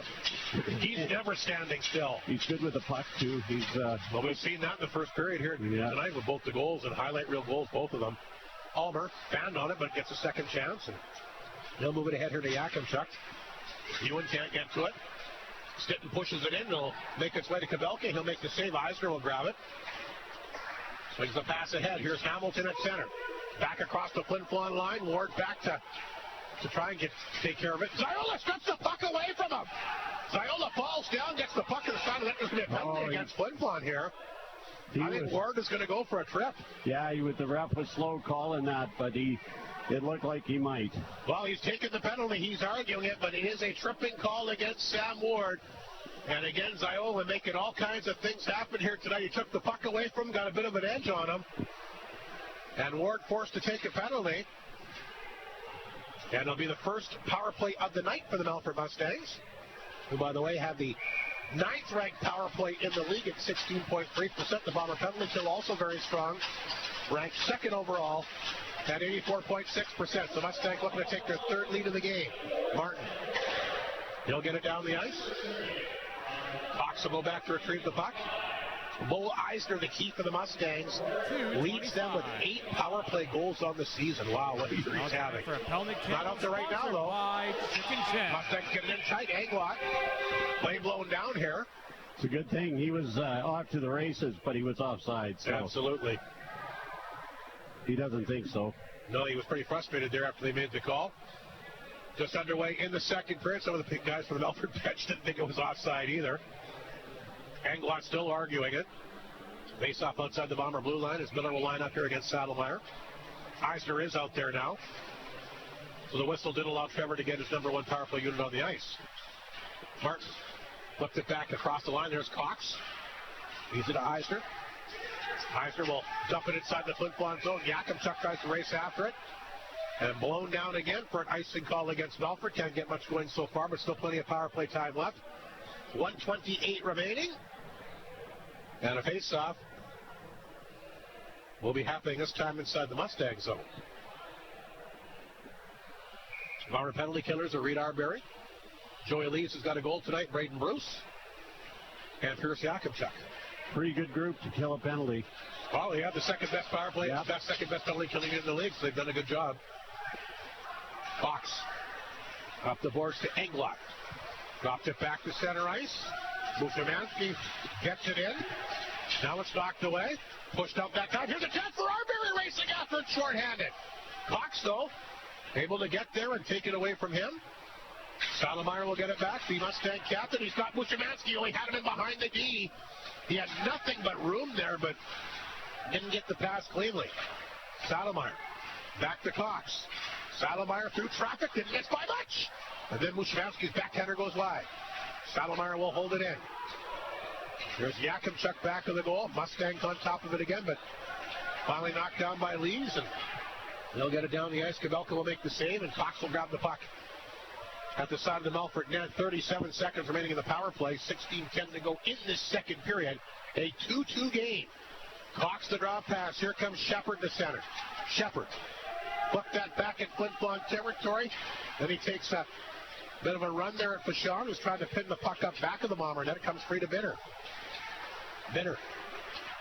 Put that back in deep that time for Patterson. Bitter again. Blue line for Hunt. Goes it up front. Ziola, chance on target. Save, rebound. Fritz stopped that. And the Bombers will step the puck back down the ice. 5 seconds to go in the power play. Ziola again making something happen out there. And here he comes to center ice. Back to 5 aside. Ziola tried to split the D. Stinton came back and able to knock it away. UNO get the puck outside the zone. Flin Flon able to kill the first Mustang power play. It's a very successful Jim's Custom Doors and Windows penalty kill. Melfort dumped it in. Trick will tap that to the corner. Mounier away from Patterson. Up the boards, Almer. He takes the body check, but moves it ahead to Stinton. Good play. Here comes Breho.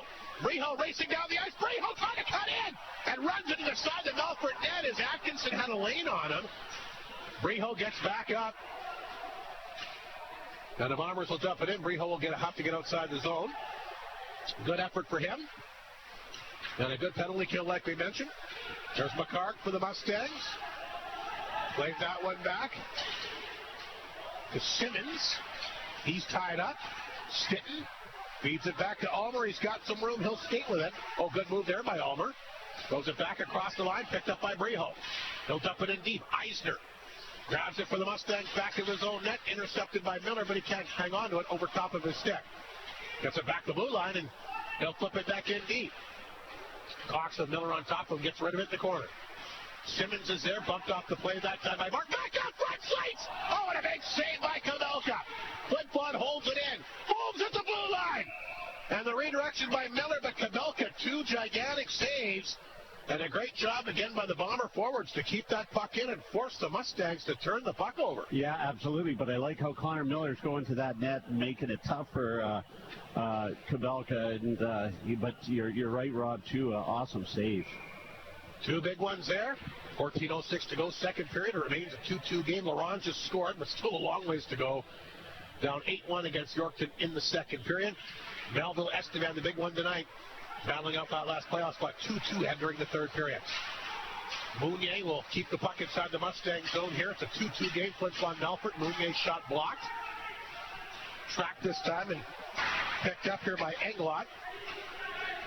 Now it comes back to center. Mounier back on top. It's fired in. Took a really funny hawk there at the last second. Sights back of the goal. Trying to slide it back out front. There's Mushimansky. Flipping the puck out. Looking for Englot at center. Mounier took it from him. Bouncing puck. Bedress will send it inside the Flin Flon zone. There's Tritz. Left it for Miskew. French pass for Lees. And he doesn't touch it, so it is an icing call against Flin Flon. 13:25 to play. In the second period, a 2-2 game. All 4 goals coming in the opening period tonight. Again, a couple of highlight reel goals from Ziola and Joey Lees and Leo Seitz on the power play. Ziola out there again. Might as well go with the hot hand, right? Absolutely. He'd play as much as I could play him if I was Coach Blevins. The way he's playing tonight. He's had some good shifts here in the second period, too. Is he'll line up for the face-off here against Lees in Flin Flon territory. Good face-off win there by Flin Flon, and he Reed Arbery's away. Nice pass to Lalamier. He'll dump that one in. Lalamier, look out. Good to the corner that time. Arbery there trying to help out. It's Eisner, though, push the puck up along the boards. Lalamier had a goal in last night's game. He's been able to get the offense going against. He's coming back from that lengthy injury. Had him out for almost 3 months. Mustangs back the other way. Here's Ziola on top. It throws it back out front. Grabbed that time by Bruce, who makes a good defensive play. Arbery has Lees up the wing. Hits him with the pass. Lees cuts it deep. Throws it out front. Off the stick. The puck will come out. And this will force Vachon, the Bomber D-man, back in his own zone. Ziola watching him. Vachon will retreat back of the net. He's got the puck. Back up the middle. Arbery kicked it across the line. Knocked away by Eisner, but up on the Bomber bench. That'll hit somebody. That was a great pass to Joey Lees. It was. From Beauchamp. It was a long, hard pass right on the tape. 12.5 minutes to go. Shots in the period are tight 2-2. Again, Melfort, like we said, they're getting a playoff mode. This is what they're going to play like in the playoffs. They're going to be tough to find good room to get good offensive chances. Stick will take the face-off against Shepherd here. They close that ice down. The back-to-back league champions, and they are the champs till somebody beats them. A lot of people think they'd be part of the equation, but I'll tell you what, nobody has them on their bingo card for the opening series, and they're going to be a tough out. I don't care who plays them. Sitting in the corner. He's got it. Back of the net. Tried to come back out front. Malois with a body check on him. Shepherd after it. Lost it back of the goal. That's grabbed here by Simmons. Then he'll play that ahead for Shepherd. Broken up by Bruce inside the Flin Flon zone. Feeds it back to Vachon. Here's the pass to Stinton. Tapped it across the line, but too far. But Belois can't get much wood on it. Picked up by Stinton. Can't get the shot away. Belois will lift it out. Bruce back into the Flin Flon zone. Gets rid of it quickly to Vachon. Back to Ulmer. He'll redirect it in. Grabbed by Atkinson. Back of the net. Flin Flon on top of them. Sights knocked it down. Lost the handle, came back to blue line, held in that time by Ward. Sights back of the net, tried to come back out front. Here's Brito after the backhander. Kamelka stops him. Second good chance for Briho here in this second period as that puck is lifted back in Flin Flon territory. Yakimchuk there to defend. Back to Ward. Bumped off the play. Here's McCarg. McCarg has it. Drop pass. That's picked up there by Rogers. He gets roughed up. Physical play starting to pick up. The puck is flipped ahead. Yakimchuk on it. Dropped it back to Seitz. Hit Hunt's skate. Yakimchuk dumped it right back in. Kamelka back of the net, got a little bit of it, but couldn't knock it down cleanly. Arbery on top of it. Knocked it down. Throws it out front. There's a chance by Lees, and he got a whack at it, but didn't make it through to Kamelka. Now the puck was lifted back in Flin Flon territory. Ward has to hurry. A couple guys on him, including Salemeyer. Just got rid of it. Yakimchuk a good play to get it back to center. Here's Arbery. Back to Lalanier. Trying to go up the middle, but nothing doing. Cox took it from him. And the puck is lifted back to the Bomber line. There's Yakimchuk on top of it. Played it back to Lees. Lees will give a push here to Lalanier. Lalanier down the right side. Got the puck in deep before he ran out of room. Cox played him perfectly. Hunt back of the net. Up the board, so clear it out. Mounier cut it off at center. Ripped it back in. Boy, it's been a quick half a period down at 10:05. Midway point of the game already. Shots are just 3-2 Flin Flon. It's a tough sledding to find room here in the second period. You're right, Rob. It's closed ice out there. Too many men on the ice there from Melfort, and they got caught. Yeah. Flin Flon's going to go back to the power play for the second time here tonight. Coach Plevin's not happy with his team on that one. No, those are tough ones, but he's got the best facial expressions in the league. Yeah, he's not happy on the bench. Coach, how could you be? So Flin Flon will go back on the power play. They're 1 for 1 here tonight. Darlene Babcock is our Arctic Beverages contestant this time. She gets her products at the gateway. We've got a media timeout. We'll take a quick break, come back with a Bomber power play. This is Creighton Furniture Flin Flon Bomber Hockey on 102.9 CFAR and FlinFlonOnline.com. Bailey Homes has 15 years experience in the North, specializing in RTM homes and foundations, and are also proud supporters of our community. They are so thankful to Flin Flon and the surrounding areas for supporting them all these years. Bailey Homes is always willing to chat with a potential customer to show what they can do for our community. Your trusted builder in the North. Visit bailey-homes.ca. We usually say finger-licking good, right? Yeah, it flows so nicely. How about KFC finger-dipping good? Aw, man, I haven't dipped since the 90s. Not that kind of dip. The fiery supercharger, the tangy Carolina honey mustard, the sweet southern plum, or the savory buttermilk ranch. Perfect for popcorn chicken, the famous chicken sandwich, even original recipe, or fries. I gave up 10 seconds. So I'll just go with a large gravy. Whatever flavor you're into, just know that KFC is finger-dipping good. 9:46 to go, second period. Big power play for Flin Flon. Mustangs have taken a too many men on the ice penalty, so the number one power play already 1 for 1 tonight. We'll get another crack here.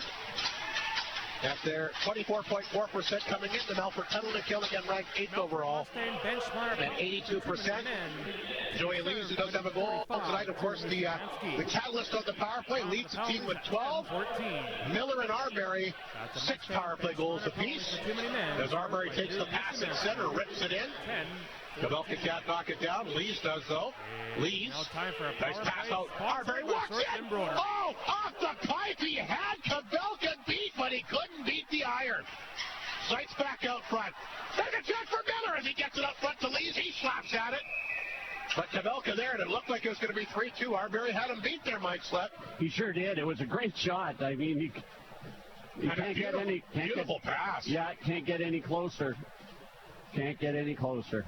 So great start to the power play there. 1:28 to go. The Mustangs will change up the penalty killing unit. Flin Flon will keep Sights, Lees, Miller, Arbery, and Fashon all on the ice. Fowler takes the face-off here. They're probably hoping maybe he can get a puck clear and get maybe another breakaway here in this game. Yeah. Miller in the corner, back of the goal for Sights. Tell you what, you don't want to get that guy in the room, I'll tell you that. The Mustangs will send it down the ice, and Trett will make the save, and Fashon will pick it up back of his own net. Here's Fashon. Thought about passing it. Now he'll take as much room as they'll give him. Fashon will sneak the puck inside Melfort territory, rip that around the boards. Sights knocked it down. Good play back of the net. Sights tosses it back to Arbery. Gets rid of it. Fashon in the corner. Lee's calling for it. Works it back to blue line. Arbery fights to keep that one in.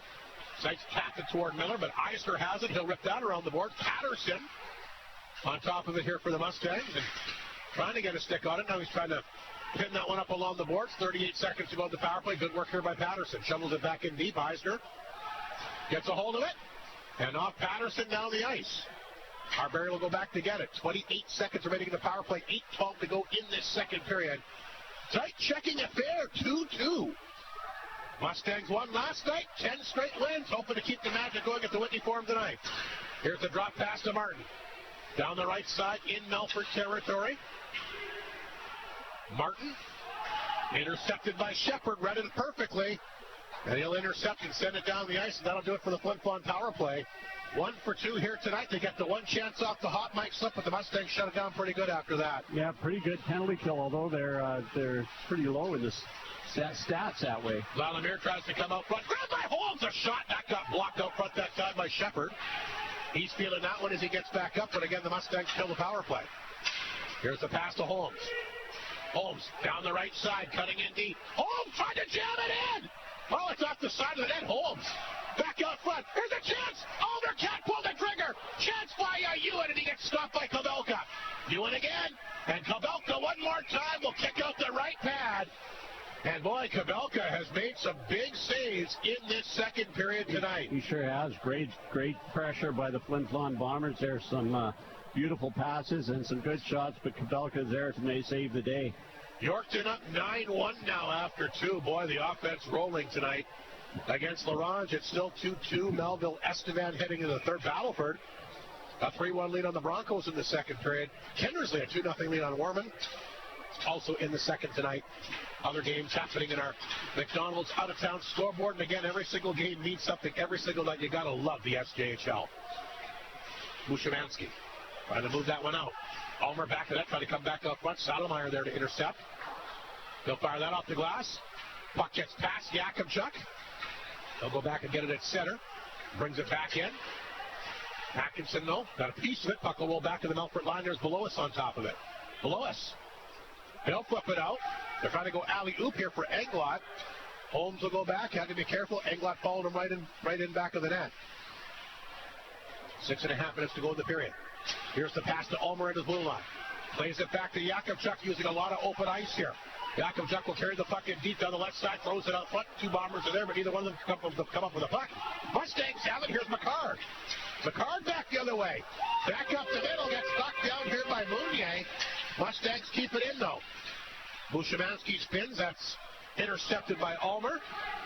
He'll lift it back in Melfort territory. Flin Flon changing costs, trying to catch them as he'll fire that back over to Rogers. Redirected off his stick. Puck laying back to the Bomber net. Here comes Miller. He'll pick it up here for Flin Flon. Miller gets it ahead to Arbery. Back to Miller. Down the right side. Shot on target. St. Nick Kavelka. Puck loose, but he finds it. But Leo's sights on the doorstep. And they've had some good chemistry, Arbery and Miller. Yeah, Reed Arbery's had a nice game. So is Miller, and so is Leo Seitz. Probably been the best line, would it not? Yeah, I would say so. Yeah, they've been good. They're going to get another chance here. Face off inside the Mustang zone. The left to Kabelka. Shots are 8-2 Flin Flon here in the second period. But Kabelka has closed the door. Seitz in the corner. Feeds it back to Miskew. Can't hold it over top of his stick. Puck will roll back at Flin Flon territory. Patterson coming down on Mounier. Patterson turns it over, gets it back out front. Mounier caught napping there, and Patterson almost made him pay. Arbery able to get the puck out. Patterson again. That's why you always got to go in and finish your checks and finish your plays, and a great job by Patterson. Almost puts the Mustangs up 3-2. Mustangs. Get it back to center. There's Patterson. Shovels it ahead. Brett Ewan had a couple good chances last time he was out there. Can't knock it out. Shepard does. The blue line. Here's Bo Eisner jumping on it. That shot got blocked. Picked up here by Lees. Tries to fight off Eisner. He does. Good work here by Lees. Feeds it back over to Bruce. Behind him, McKenzie. Tapped it ahead to Patterson. Patterson will get the backhander and dump it in deep. There's Bruce. Back of the goal this time. Vachon. Played it back to Ewan. Here's the pass to Martin. Martin's away. Offside. That was offside, Joey. Sorry, bud. He can't believe it, but like you're right, like you said, I think he was a couple feet offside. Yeah, it wasn't close. 4:43 to go. Offside against the Bombers. That means the faceoff will come outside the Melfort blue line. Doesn't look like we're going to see Landon Alexander. He's planted right next to Ben Werner there, but he's on the bench cheering the guys on. Yeah, you're right. He's still into this game. You can see he's very intense and watching things closely. The puck comes back to center. Ward will rip that one wide. There's Breho. He'll pick it up. Breho on the fly, back of the Melfort net. Excited player to watch. Back to Ward, a one-timer wide of the mark. There's Lalamere. Fights off a check, gets it back to Holmes. His shot! Sticking got a piece of it, but Mustangs clear it out. Ward back on top of it again, ripped it in. There's Ziola. The offensive machine for the Mustangs tonight. As both goals has come up with some pretty other good efforts as well. They're one of their best players for sure. And he gets a steal here. Mustangs keep the puck in. They jam it along the boards. Hamilton looking to get it back. Fed out by Brijo. Lalamere will tap it in. Kabelka going to come out to play it. It's a nice job to tap it back to center. Ziola on top and bumped off the play that time by Arbery. I guess that's what you got to do. You got to play physical. Here's a pass up the middle to Stinton. Got to back Arbery. Walked in, fired it, save, rebound. And just fired wide that time by Ulmer. Bucket the side of the Mustang net. And a great effort there. But the Mustangs able to hold Flin Flon at bay. It remains a 2-2 game with 3.5 minutes remaining here in the second period. It's a tight one, although the shot's 21-11. The Bombers have, I think, 10-3 in this period. Yeah, I think the Bombers have had the play for sure in this period, but Kabelka's there, and he's played very good. One of the reasons why this Mustang team's on this incredible tear of 10-0 has been the goaltending. And Melfort usually has, if not the best goaltending every year, it's pretty darn close. Ulmer will tap that one back in. Bombers know how good that goaltending is. James Venn, remember him from a couple of years back? Yeah. What a performance he put on. Got himself a Division I scholarship out of it. And then Christian Coombs takes over last year. Yeah. Did Ben go to the BCHL? Yes, he did. He left as a 20-year-old, but not without leaving quite the legacy in the SHL. Yeah, he played great. Trevor Blevin said it himself. Best goalie the Melfort Mustangs have ever had. Really? Yeah, he set that on record. They've had some really good ones there. Yeah.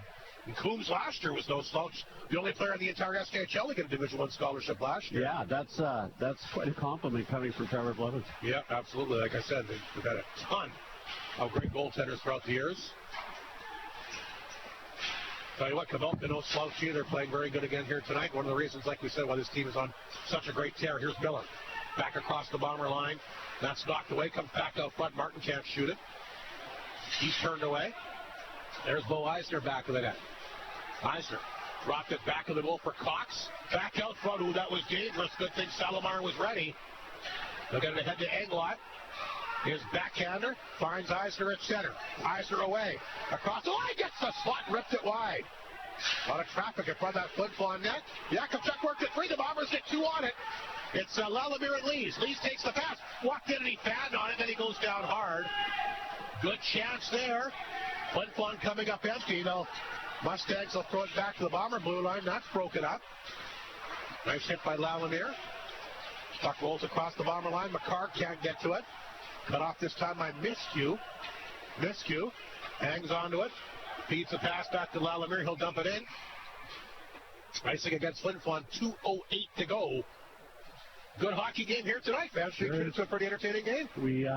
The Whitney Forum is filled up a little bit too, Rob. It looked like a smaller crowd at the beginning, but a nice crowd here tonight. It's cold out, so it certainly is. You're telling me it's going to warm up tomorrow, though, right? That's what I heard. First day of March tomorrow, is it not? It is.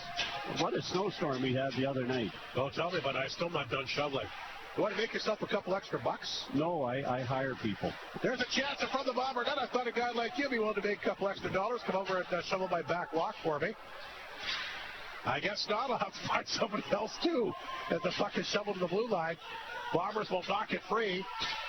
Vedres will track this one down in the Mustang zone. Less than 2 minutes remaining here in the second period. 2-2s to score. Arbery running into Patterson along the boards. Mustangs like that. Stinton worked it free. Got it back out front to Arbery. Puck is there, but Hunt will get it. Shoveled in the blue line. Knocked down Mounier. Throws it in deep. Flin Flon a late charge here with 1:27 to go. Mustangs force it out, though. Good job by Bitter, the 3-year veteran. If I came to shovel your driveway, you better have an ambulance ready and a defibrillator, because it's not a race, Mike. Take as much time as you want. If it takes you 2 hours, it takes you 2 hours. If it takes you 3 hours, it takes you 3 hours. But I know a guy, Rob. I can give you his number. That's hoping you do it. No. My shoveling days are well long gone. At least this snow wasn't as heavy as some of the other stuff that we got. But there's plenty of it for sure. Great job by the city crews, by the way, to get out there the next day and get those roads cleared up. They did a really good job. Yeah. They got the machinery fixed, so that's good. Just in time. 1:10 remaining in the period. A 2-2 game. Mustangs will work the puck free deep in their own zone. And they'll get the puck to center. Bitter's still out there. Look out. Here's a chance for the Mustangs. They got something going here late. We are now entering the new edge of What a defensive play that was. Flin Flon will chip it out. You made the comment early in the broadcast tonight about some of these young guys getting opportunities. Dash Holmes, one of them. Here's a good play by Shepard. He walks in off the basket. Treddy's got it. Mustangs a couple late chances. Yeah. How about Nash Holmes, the way that he's played the last several games? I mean, a great defensive play moments ago. He's had a nice game tonight, too. Boy, Charlie Tritt came way out of the net. And he had no idea where that puck was. No, he didn't, but he cut down the angle. He wasn't happy with the little jab he got afterwards, but it was a good save. But you're right, Rob. He wasn't sure where it was. It was in between those pads. 44 seconds remaining in the period. Big face off to the left to Trent. Saddlemeyer will take the draw here against Miller. Miller wins the draw, comes back to Moulin. Here's Cox. And that one ends up hitting Mustangs out front. Mustangs, though, with some chances here late. Miskew will fire that around the boards here for Big Red Ewan. Ewan, puck bouncing along the wall. Yakimchuk tapped that one back in deep. Miskew again. Letting ahead, that's going to be an icing call, I believe. No, they're going to let it go. Flin Flon might have got a break there. Yeah, they did. Saddlemeyer back that will bounce out ahead. Mushabansky comes back to get it. 14 seconds remaining in the period. Miller knocked it down at his blue line. Tied up there with Englot. Englot not happy. He comes up and gives Miller a couple whacks. The puck is loose at center. And the Mustangs will let Cox take it. And we're going to be even Steven again. And Trevor Blevins the big clap as he realizes his team's in a good position now coming out for the third period tonight. Yeah, they are. There's the goalie tap. I love that. But the Bombers really, until the very end of that period, they handled the Mustangs. The play was mostly in the Mustangs' end, and Kabelka came out and made some great saves to keep them in it. That's the key. Absolutely. They're hanging around, their goalies making saves, and then we saw all of a sudden you get a couple chances late in the period. So Flin Flon, you got to be really careful. I mean, the way that Kabelka's in the zone again tonight, you make that one mistake, and that's exactly what Melfort did.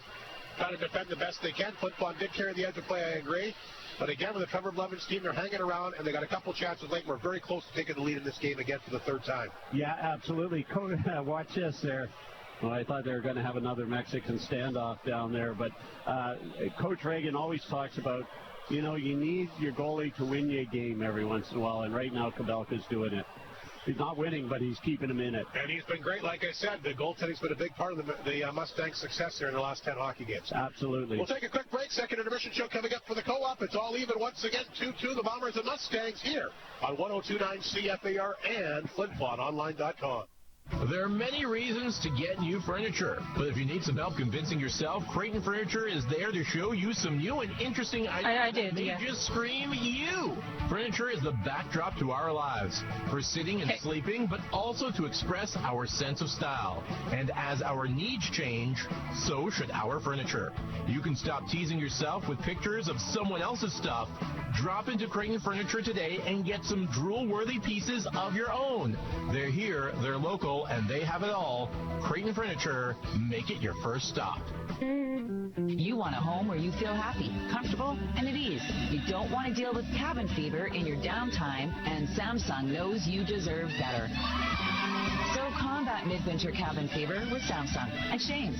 Shop for anyone from 3 to 93. You'll find everything you need and everything you want for everyone in your family. From TVs, tablets, and smartphones to home appliances, Samsung helps create a lifestyle that fits you and kicks cabin fever to the curb. Samsung and Shane's at the Utinike Mall in the Paw. Northland Ford proudly supports the Flin Flon Bombers throughout the SJHL season.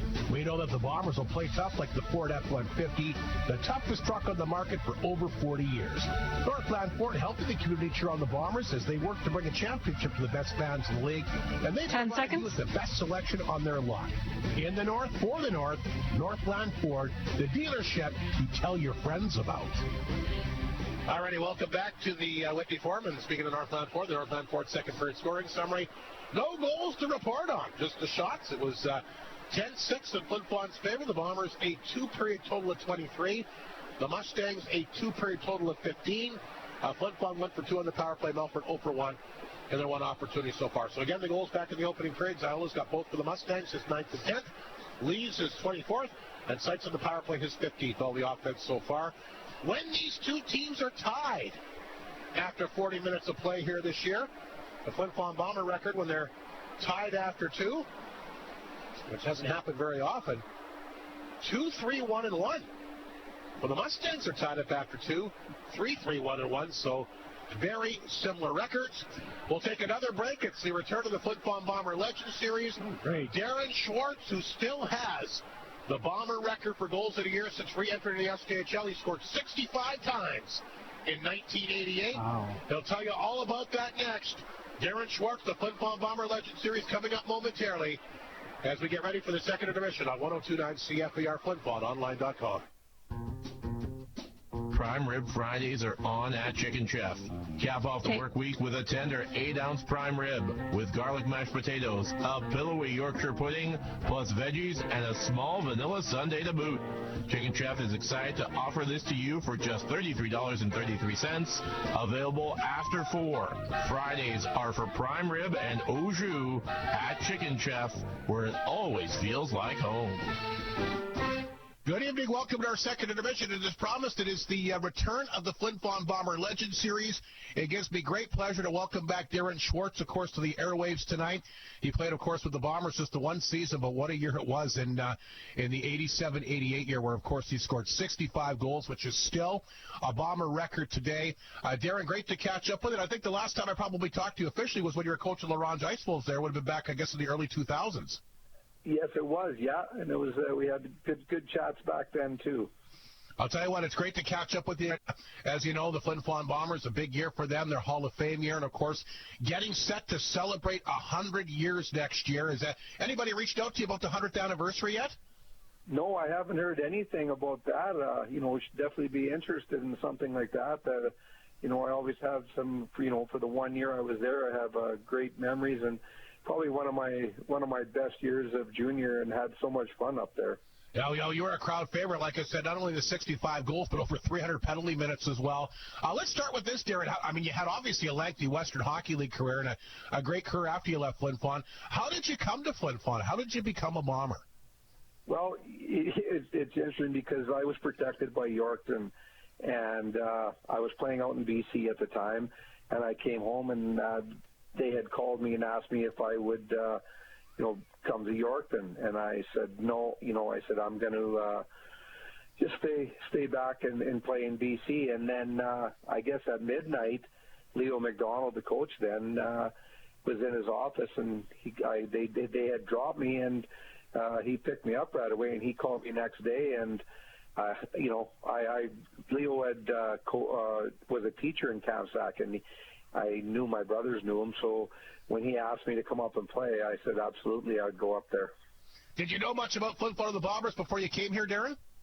I knew it was a historic franchise, and I have some relatives, cousins that had lived up there, and I do still have right now. So it was, I wanted to go up there. I enjoyed it when we went up in the summer to visit them and everything else, and just playing up at in Flin Flon was a treat. It was, nothing wrong with it. It was a great place to play. I guess you had familiarity with it, so you kind of knew where you were going. Yeah, absolutely, I did. Yeah, and it was bus trips were a long ways away. Your closest trip, I think, was Nipawin at the time, and I think that was like 3 hours. So it was a lot of. We had a great team that year. I went up there and met the guys and before camp and started there and. Didn't know none of them because I had never played in Saskatchewan. I was always out in BC and in the Western League. So, coming up there, I had to meet everybody. But it was great to meet the boys right away, and it was a great group of guys we had. Well, you mentioned a great team. You're not kidding. I mean, yourself, Doug Popadinik. I mean, John Forchuk was on that team. Clayton Amos, Pat Chamberlain, on down the line. The interesting thing about that year, Darren, is it was the Yorkton Terriers who you faced in the playoffs, and it was a great series. You lost out in 6. What do you remember about that series? Well, we definitely were the better team. We played our hearts out, and it was just a lucky goal in overtime in Game 6 and at home, and it was heartbreaking because we were the better team. And we did have a good chance to win everything, but that's just the bounces of hockey, and a great thing came to an end. You know, it's interesting. Flin Flon's had so many great teams throughout the years, but I think that year you must have had 4 or 5 players that scored over 40 goals on that team. I mean, that was really an amazing lineup. Oh, and the local talent was even better. It was, you had Madarash and Chamberlain and Thorley and Johnson on defense, and I can't remember the goalie. Jason Moran. Yeah. And we had, it was a great team, and, to have that many local players, and I just wish we could have, continued on. But, we had a great year, and we played well together. I guess you can't take anything away from York. They obviously had a good hockey team as well. Oh, absolutely they did. We had to fight and claw our way through for everything, but, that's just the breaks in hockey. One bounce, and it went their way, and that's all they needed. You yourself, a great year, 65 goals. What do you remember about yourself specifically? That obviously you scored a lot of goals. What was it? Why did you have so much success in Flin Flon? What do you think it was? I just think I started coming into my own what I could do, and being a physical player, and having Maddie and Chamby on the wings, and it was just something that everything fell into place. And like I said, that's where my hockey career really took off. And, I owe a lot of thanks and gratitude to them up there for giving me a chance to play and get to do what I love to do, and it worked well for me. Is that one of the reasons why you wanted to end it? I mean, obviously, I know you got dropped by BC, but was that one of the nice things about playing in Saskatchewan? Because I remember it was really you were guaranteed 2 or 3 fights a game back then. Yes, it was. And, just the franchise that they had, and coming up there was a great place to play. And, I remember the one game we were playing in Nipawin, and we had lost that game in overtime, and a couple of us were skating back to our end, and they started pushing us around, and everybody was kind of left the ice. So when we got in the room, Leo wasn't very impressed with our team and how that worked out. So Nipawin came up, I think it was a week later, and we were playing in Flin Flon, and we told them, okay, we'll redeem ourselves. Well, it didn't take long, and we had I guess it turned out to be our bench came off, theirs didn't. Right. And it didn't fare well for them, and I think that's what really brought our team together, as how close we were. And it was, I still remember of all the times we had. That was the best time, and the fans loved it. And it was just, like I said, it was a great place to play. The fans were probably the best that I've seen in a long time. And I think the thing, I mean, I guess it's big everywhere, but I think in particular, Schwartzy, you would know, you put that Bomber jersey on for the first time, and you really feel something special, do you not? Yes, you do. I think at the time was that exploding B that we had on there, and like I said, it was just the players that had played there before us and the rich history that the Bombers had. You had to play to keep up like you said, the way that team was always built as a franchise. You had to be part of it. Listen, you had a good career after you left Flin Flon. You played a number of years in the East Coast Hockey League, the Johnstown Chiefs. What was that experience like for you? Well, I went there the next year after my last year in Flin Flon, and ended up going to Johnstown. And, it was a great place to play. My coach is Steve Carlson, one of the Hanson brothers in the movie Slapshot. So it was, it was a great experience. And when I went down there was 6 teams. And then I played 2 years there and got traded to Winston-Salem. And that franchise had moved from Winston-Salem to Wheeling. And I was there for a while, and then Tallahassee. So I was in the league for a while. And the amount of teams and how that league grew, and it was, amazing to see and be a part of that. How did you wind up in the East Coast? Obviously, you must have had some connection when you're still in Flin Flon. They're kind of grooming you for the next year. I think Leo they had reached out to Leo, and I knew the guys that had called and asked me to come there, but I think they got it through Leo, and and then I went down there in Thanksgiving and never came back. Speaking of Leo, when's the last time you talked to him? I think last year it was. He was going to do a golf show. He's doing something with golfing, and he was going to do a golf show out at Madge Lake here.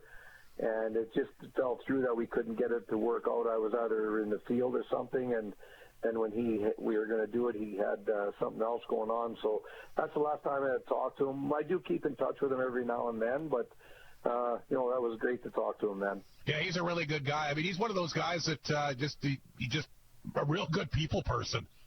Yes, he is. Yeah, he helped me a lot, and he, like I said, when he asked me to come play up there, I was jumped right away. Well, I'll tell you what, it was great to have you here. Like I said, that great year, a very, very good hockey team. When you're done playing, you actually got into coaching, did get back in the SJHL coaching LaRange. How did that opportunity present itself?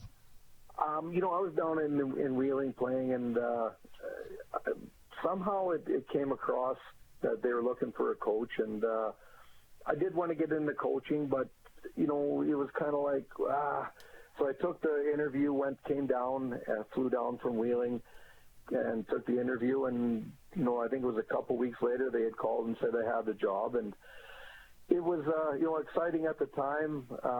I enjoyed my time in LaRange and everything else, but I think I wasn't quite ready to become a head coach at that time. I think I should have maybe stayed and played a little bit longer and then had a little more experience coaching, because I was always a player coach and helped my coaches, in the East Coast League there, captain and everything. But, I'll never, it was great to be a head coach in LaRange, and I just think after that it was just kind of like, I should have maybe waited a little bit and had got a little bit more experience. So after you were done at LaRange, you had no desire to stay in coaching then? No, because I had to get better. I did come up to Flin Flon and did an interview, and that's when they hired Troy Walkington, and that was right after I was down in LaRange. And right. When I didn't get that job, and I just thought, I'm just not quite ready for it yet, and I was going to go back to the States and go back and play another year after I was done. And my dad had ended up passing away, so then I had stayed here and made my family here, and we never left. Okay. Well, what are you doing these days? I work on a farm here. We farm, and I've been doing that for the last 22 years. So it's just we have my kids are all around here. One's in Yorkton, one's in Kenora, and one is at home still with us. And we have 4 grandchildren, so that's more important now to me. Geez, the years fly by, don't they? Yes, they do. It's amazing how fast. Like my oldest grandson is 8 now, wow, turning 9 right away. So it does make you think a little bit. Quickly, before I let you go, Schwartz, if you had to pick one defining moment from your Bomber career, 1 minute left. What stands out to you? I think that the game when we.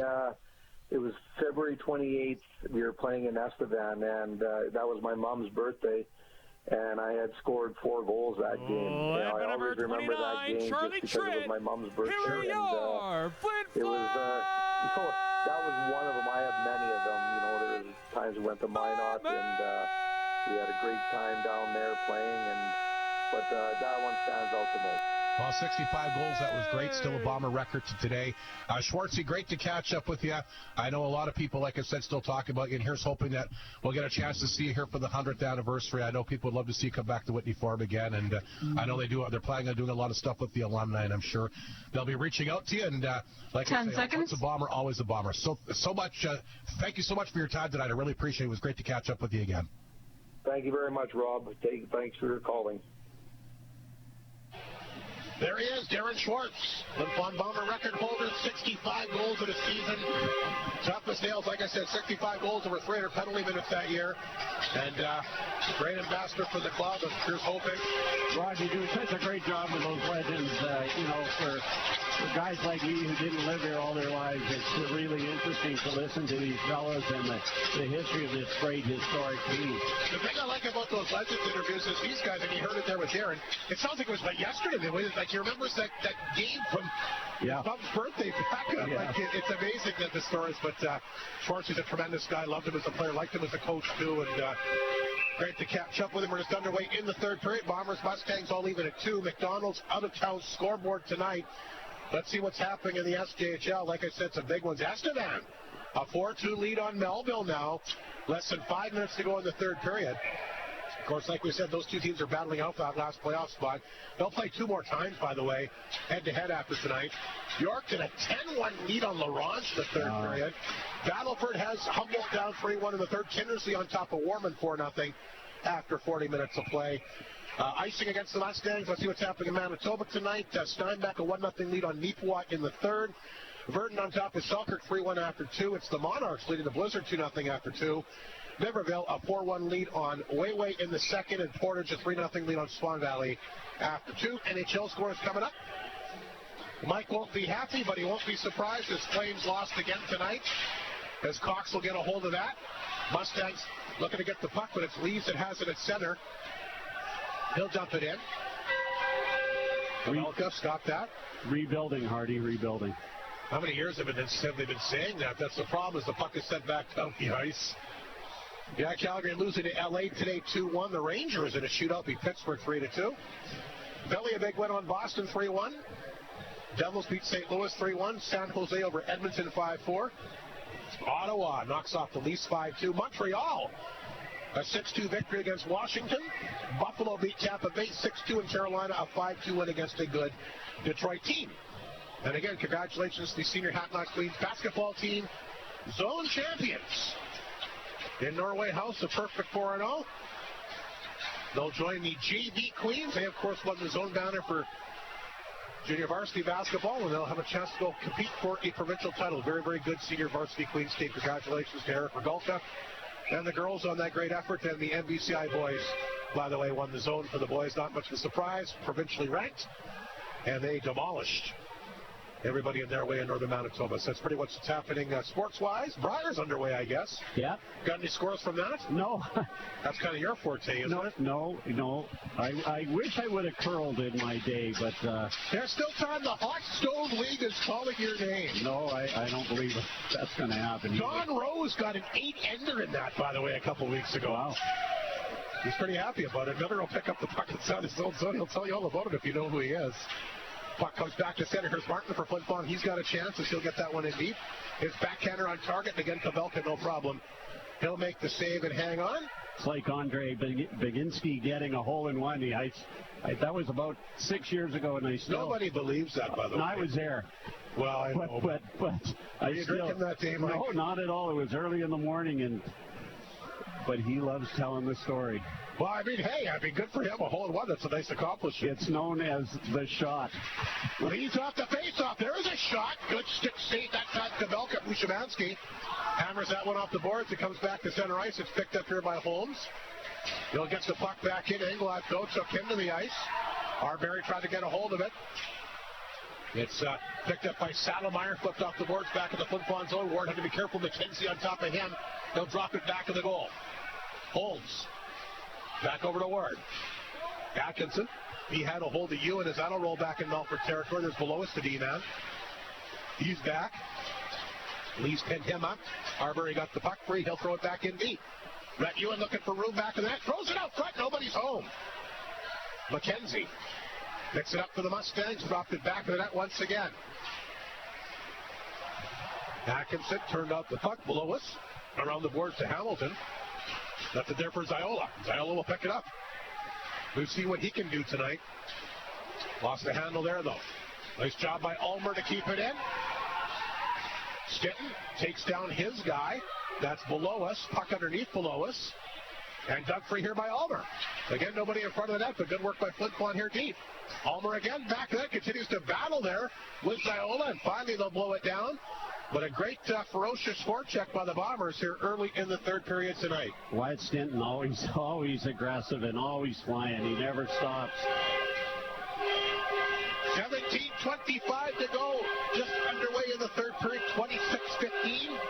The shots in favor of Flin Flon, but it's a 2-2 game. All the goals came in the opening period tonight. Face off inside the Mustangs zone. Left to Kavelka. Off the draw. Patterson of the Mustangs. He'll flip it off the glass. They'll chase Yakimchuk back. He made a good play to get to the blue line. Here's Arbery slapping at it. He'll put it across the Melfort line. Cox on top of it. Mustangs flip it back towards the Bomber zone. Yakimchuk ahead to Lalanier. Here's Miskew. Played it ahead to Miller. He'll knock it down across the line. Good chance and a good shot And a good save by Kabelka. Boy, deceptive there, right on his stick, and he gets a really good chance. Nice shot there, courtesy of Miller. Connor Miller's had a great game. And it was a great shot. It was a nice save. He'll be hard-pressed to find a game he doesn't play well. Yeah, you're right. Kabelka coming way out of the net. Again, that big trade from Humboldt, Connor Miller. Leaves against Shepard, the face-off inside the Mustangs zone. The left of the goaltender, Kabelka, who has been good here tonight, been good for the Mustangs down the stretch. They're not won 10 in a row by having lackadaisical goaltending, and you heard Trevor Blevins in the coaches show. They've been pretty happy with the way Malacca played. He beat the Bombers last night. That puck's going to make its way down the ice. Icing is called. Miscue will touch up back of the Flin Flon net. And we'll get a face-off once again back in Melfort territory. They are a little slow on the icing calls. That one wasn't dangerous, but... eighth and final meeting, too, between these teams here tonight. Wow, the season has flown by. It has. Hard to believe it's the last time to steal each other in the regular season. Stettin will take the face-off against Shepard once again. This time they'll move to the right face-off circle. Off the draw. They tie up. Stettin went down. Cox throws a nice check. Look out. Ulmer taken down as well. Puck will come outside the zone. Eisner will chip this one in deep. Holmes has to be careful. Eisner followed him in. Bashan was there as well. They throw it up the boards. Here's Ulmer. Tapped it back to Stettin. He'll pick it up. Stettin one-on-one against Cox. Stettin a backhander off the pipe. Oh, great chance there by Wyatt. Stettin had Kabelka beat, but could not beat the iron. As they say, that young man's feet never stop, and he flies, and that's two goal posts, or two or three tonight that the Bombers have hit. A goal post that time by Wyatt Stettin. The puck stays out. It remains a 2-2 game. Face off back in Melfort territory. Miller back out there for Flin Flon. Arbery and Seitz will go to work. Seitz a goal tonight on the power play back in the opening period. 15th for the year. Continues to have a very good year. Seitz takes it free on the corner. Blue line for Fashawn. Here's a shot. Kabelka stopped that. There's a rebound. Englot got that one to Mushimansky. He's taken down hard. Salomeyer will follow up. Salomeyer will get the puck back in the Flin Flon zone. Fashawn back of the goal. Nice job by Holmes to chip it ahead. Here comes Arbery. He's on it to center. Ripped out over top of the Melfort net. Seitz will try to pick it up. Knocked it down. Tried to freeze it up along the boards. Miller in there as well, but it's Salomeyer that comes up with the puck here for Melfort. Salomeyer dropped it back to the net. Picked up this time by Hunt. It's that pass back to Rogers. Rogers at center will rip it back inside the Flin Flon zone. That goes around the boards. Jumping on the ice is McCarr. Can't hang on to it. Arbery's still out there trying to bounce that pass for Lees, and past him. Arbery will have to stay out there because that's an icing call against Flin Flon. Had the right idea, but not on the same page there, Mike Slick. No, they weren't. Look him on the bench. Oh, there he is. Is that him? Is Iowa? I don't see him. That doesn't mean... he's right there, is he not? He's got the full face shield on. Yeah, I don't know if that's him. He could be. I don't think so, because he's got that hair flying out the back. We'll see what happens. Face off in the Flin Flon zone. The right of the netminder, Charlie Tricks. Fierce battle here tonight between these longtime rivals. Going to be another icing call against Flin Flon. Cox will go back, and we've once had some guys that have been out there. Well, Arbery in particular has been out there for a while. Lees and Lalamere are new forwards. Arbery will be looking to make a change here if they can win the draw and get the puck out. Exactly 15 minutes to play in the third period. 28-15 to shots Flin Flon, including 5 shots so far in the third. And a goal post, which doesn't show up as an official shot, by the way. That's right. Arbery off the draw, post it back to Yakimchuk. McCarg after him. Lalamere turned it over. Here's Rogers. Looking for someone to give it to. He and Ward collide. Look out. Ward got the stick up high on him. Rogers is shaken up here. Flin Flon will flip the puck ahead. Knocked down by Cox to Melfort blue line. Rogers is in a lot of discomfort. Doesn't even worry about his stick. He's hunched over as he makes his way to the box. There's Iola right there. Yeah, I spotted him. And that one is fired wide that time by Martin. Rogers shake it up in the corner. Makes his way back to the bench. 14:27 to go. Looked like Rogers might have been cut a bit, and I think he took a high stick is what it was. One of the Mustangs. He's Trevor Blevins letting the referee know about that high stick. He ain't happy about it. I think I heard him say headshot is what he said. Trevor Blevins not happy with the non-call here by the official. Meanwhile, Ziola will line up for the face-off here against Martin deep in Melfort territory. Off the draw, Leo Seitz trying to make something happen. Puck is at the blue line. Now it comes out. Hamilton fell down but got the puck to center ice. Grabbed here by Miscue. Sends it in. Pavelka will kick that one out. Atkinson gets rid of it quickly. Here's below us. Moves it ahead up the left side. That's grabbed here by Hamilton.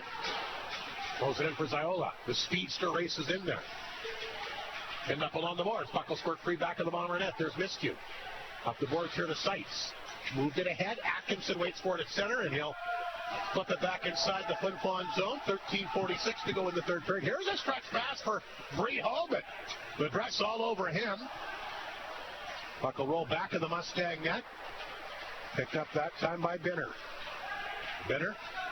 Atkinson, he's forced back. Goes it back to the dress. He'll come over to help out. He'll play it off the boards outside the zone. Puck bounces at center ice. Picked up here by Mounier. Headmans into Ulmer. Ulmer, though, can't get around Atkinson. Puck kicked across the Melfort line. There's Shepard. And he'll play that one back. The dress. Fires it in on target. Triple kick that to the corner. On Holmes' stick. Back it up for Mounier. Up the left side, too far for Ewan. And the puck will roll in Melfort territory. Hunt there to get it. Played it back to Eisner. Pass up the right side. Szymanski off his skate. The puck will go in the Flin Flon zone. Mounier races back. Played it ahead. Stitt, who had a goal post the last time he was out there, pushed it back to center ice. Lalamere can't grab it. Picked up here by Salomeyer. Set in Flin Flon territory. Salomeyer will try to follow it in. Mounier tried to head him off at the pass. Eisner holds it in. Feeds the pass to Cox. That got blocked out. Rebound. Fired on target. Trick there. Lalamere down. And bodies flying all over the place here early in the third period. Intense battle here tonight. Inglot hovering in front of Charlie Tritt there. Charlie made another great save fighting through traffic. Just takes one. It does. Mustangs hanging around here. Their goaltender doing what he needs to do, getting help from his friends. Like you mentioned, a crossbar back at the second period, the goalpost here early in the third. Mustang goaltender doing his job here. There's a steal by Patterson out front. There's an opportunity, and McCarr can't put it home. Flin Flon will chip it out. Cox back inside the Melfort zone. Played it ahead. Puck chipped in Flin Flon territory. Here comes Simmons in on Yakimchuk. Throws into the corner this time to Bruce. He'll clear it out. Yakimchuk cut off with it at center, but knocked away that time. Comes outside the line. Grabbed here by Arbery. Throws it back to Bruce. He's on top of it. Feeds it back to Yakimchuk. Arbery at center. Across the line for Lees, but redirected. The puck comes out. Yakimchuk throws it back in off the glove. That time to Eisner. Lees trying to chase it down. He's got a goal here tonight. Team leading 24th of the year. Cites the other goal scored, but he overskates it. Bo Eisner back in the Melfort net will throw it to his defense partner Cox. Cox jumped on that one. And it goes up for the Melfort bench. A break there for Flin Flon. They'll get a face-off in Melfort territory. Martin looking a little shaken up here at the end of that shift. Yeah, he giving his head a little shake there. Or, no, sorry, I was looking at Ward. Yeah, Martin's been, yeah, he does. He's looks a little winded, but he's staying in there. Face-off inside the Mustang zone. The left of the netminder, Kabelka. Seitz, Lees, Martin is the forward group.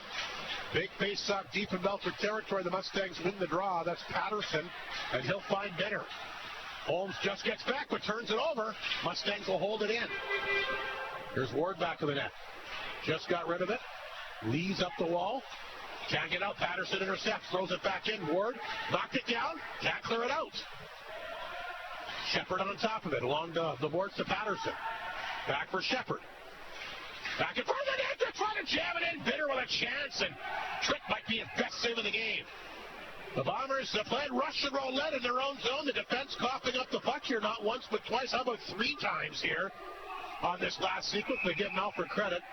Pressing hard, they're going to force a face-off. Boy, close to taking the lead again there, Mike Slip. Yeah, Joey Lees was there, but Charlie Tritt with another great save.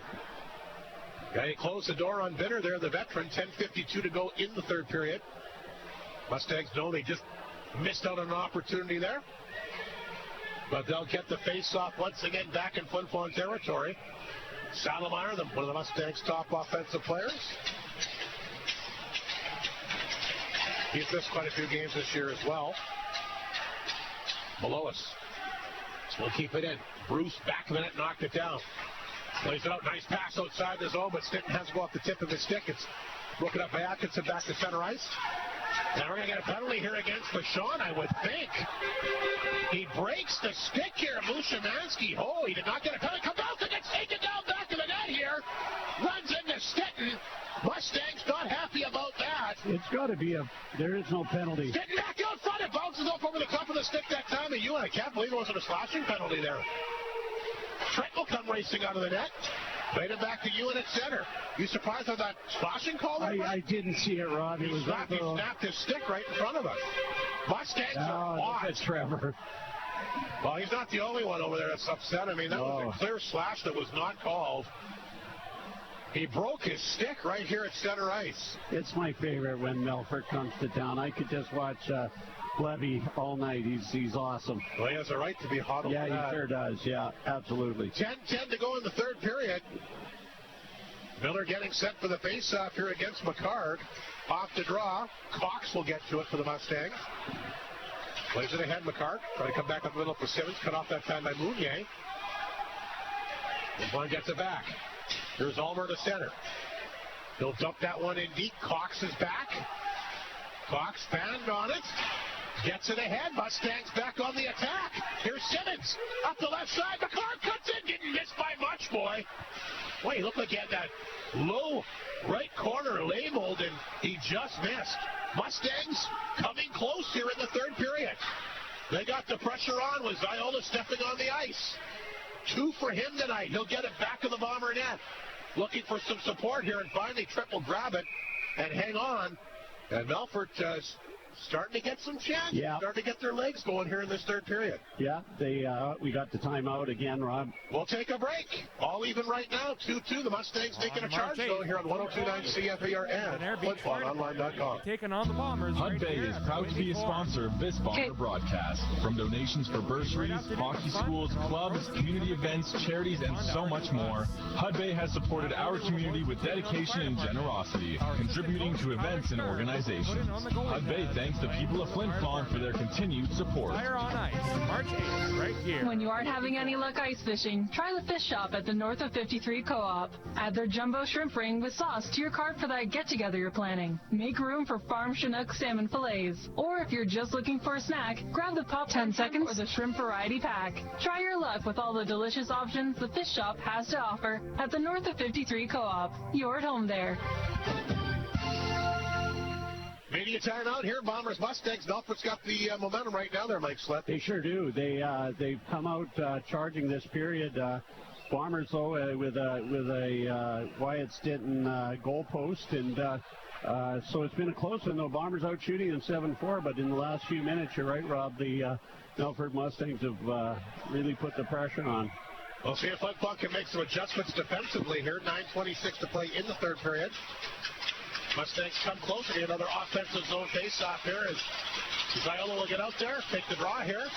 Against the Bombers, Leo Sykes faces off to the left of the Bomber netminder, Charlie Tritt. Off the draw, it's Hamilton. He ties up here. Ziola as well in after the loose puck. Puck is flipped up over the glass, so that's going to be a penalty for delay a game. Yeah. The Mustangs will end up getting a power play after all, no doubt about that one. Leo Sykes flips it up over the glass, and Melfort will go to the power play with a chance to try and retake the lead for the third time tonight. Yeah, that's a big penalty. That's obviously not done on purpose, but big chance for the Melfort Mustangs here.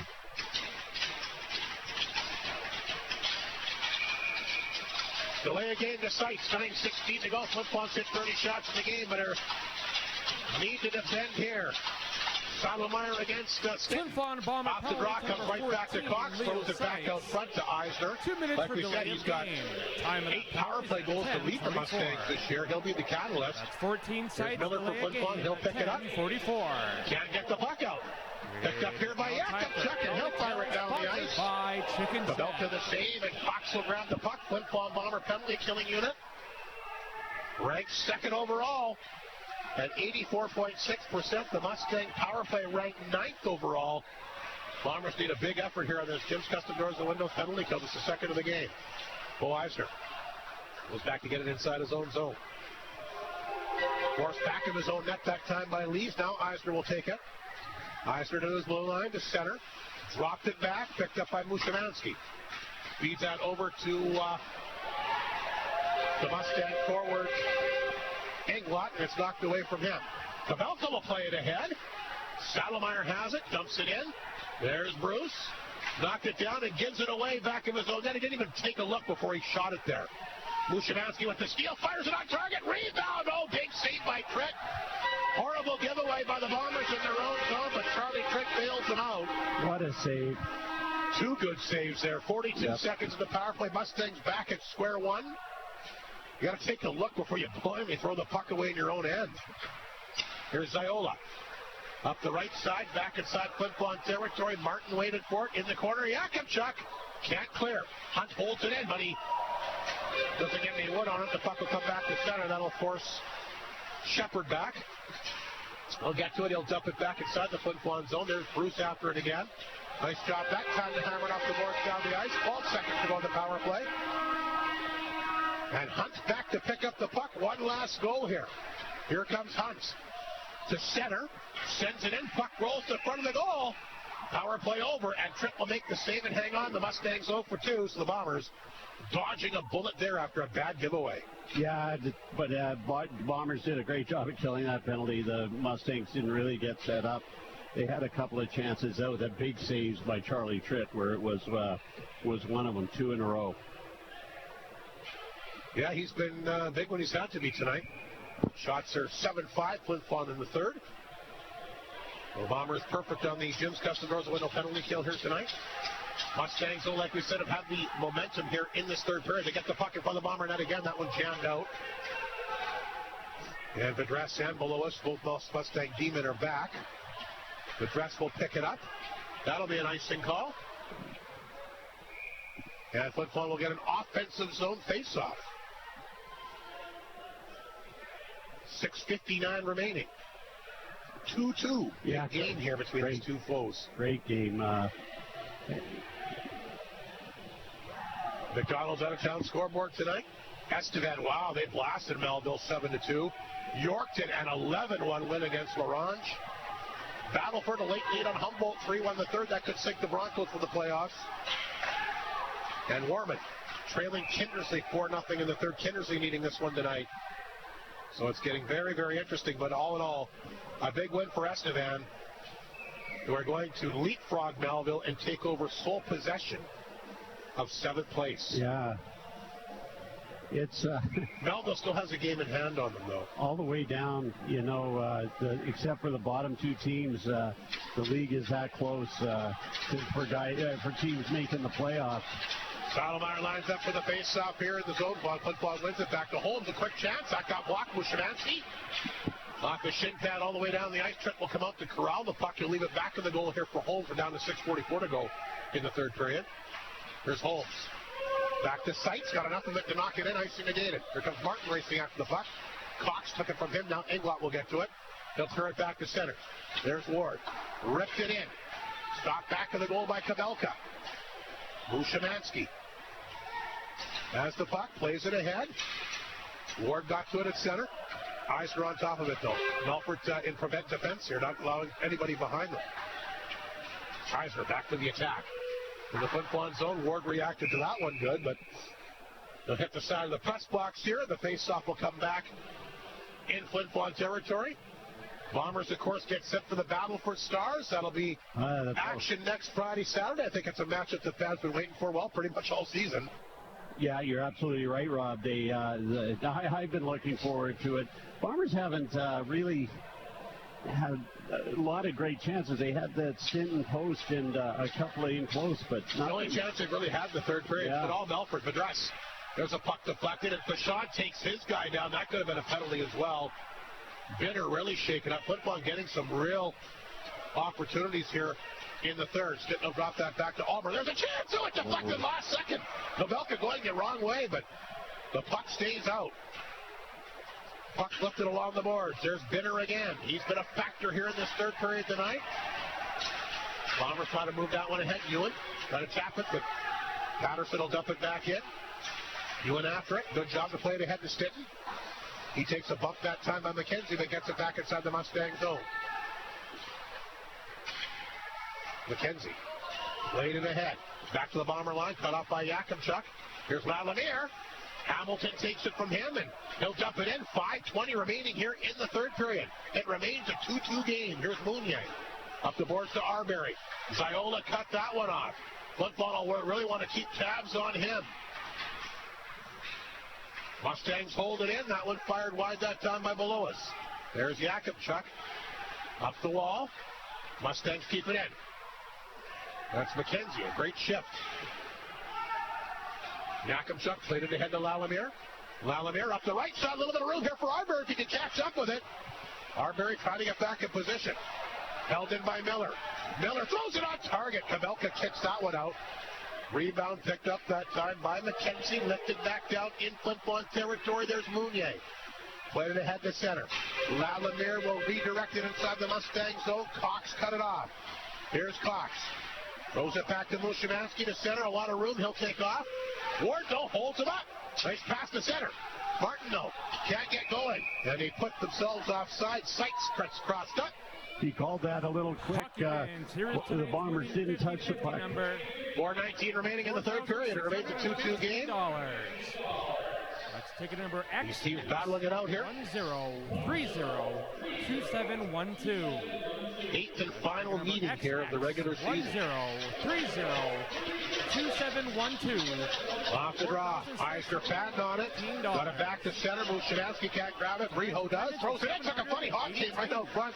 Good thing Cox was there. Thank you for your Bombers again can't keep the puck in though. Ward hammers it back in. Puck will jump in front of Melfort's net. Eisner dropped it back to the goal. Picked up by Cox. He'll move it ahead to Mushimansky. Mushimansky flipped it back to the Bomber line. That's grabbed here by Ward. Puck bounces. Eisner has it for the Mustangs. Back off the glove that time of Ward. Melfort will make changes. And Holmes will pick up the puck deep inside his own zone. Englund on top of him. He gets rid of it. Here's Ward for Flin Flon. Up the middle. Ulmer knocked it down but can't hang on. Shepard intercepts. Plays it back to Madras. He'll hammer it in. Comes right from the Bomber. Look out for Sean. Almost tapped that one in enemy territory. Got pressured there. Popped off the stick. Patterson trying to make a move in tight. Lee's trying to freeze this one up back of the goal. Fashon will get it free. And a guy draped all over him. Brett Ewan will tap it out. Comes back to center. Madras gets it back. Hammers it in. Bouncing puck. And Trent will steer that to the corner. Fashon. Back to Ward. Ward's been out there a long time, has he not? Ewan will redirect that one back in. They need changes. There they go. Hunt. In deep.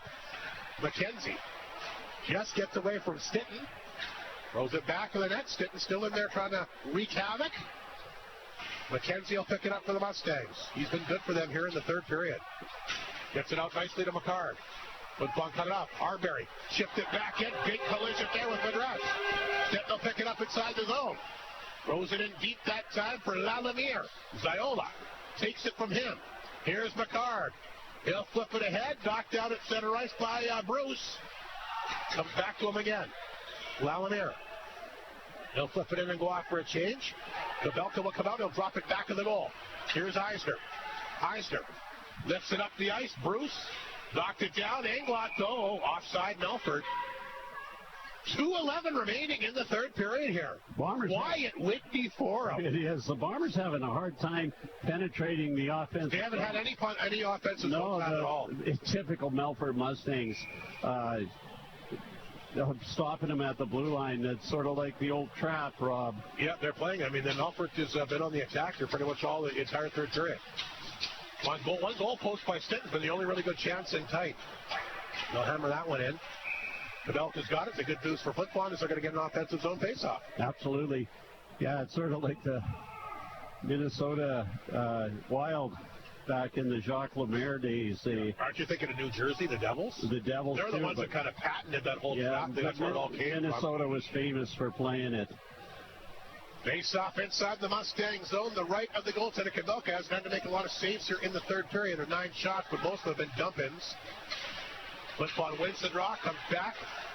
Picked up here by Holmes. He'll bring it in. Holmes back of the net. In the corner, Eisner stayed with him.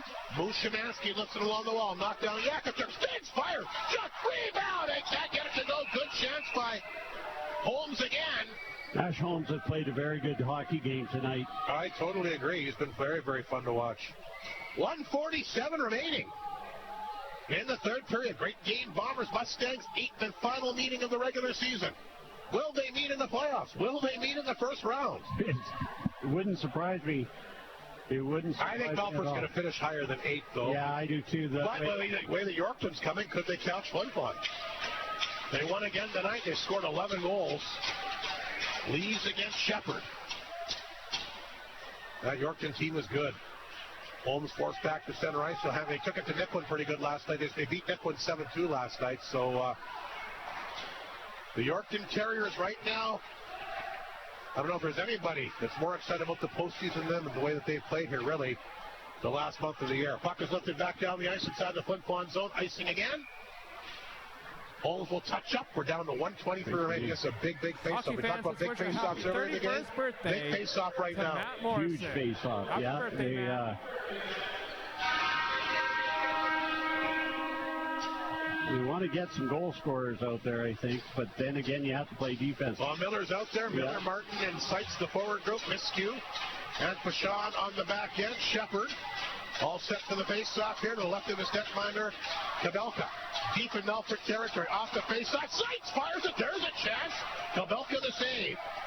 Flin Flon fights to keep it in. Miscue along the boards. Knocked it down, grabbed here by Miller. Back out front. Oh, he had Seitz open. He couldn't take the pass.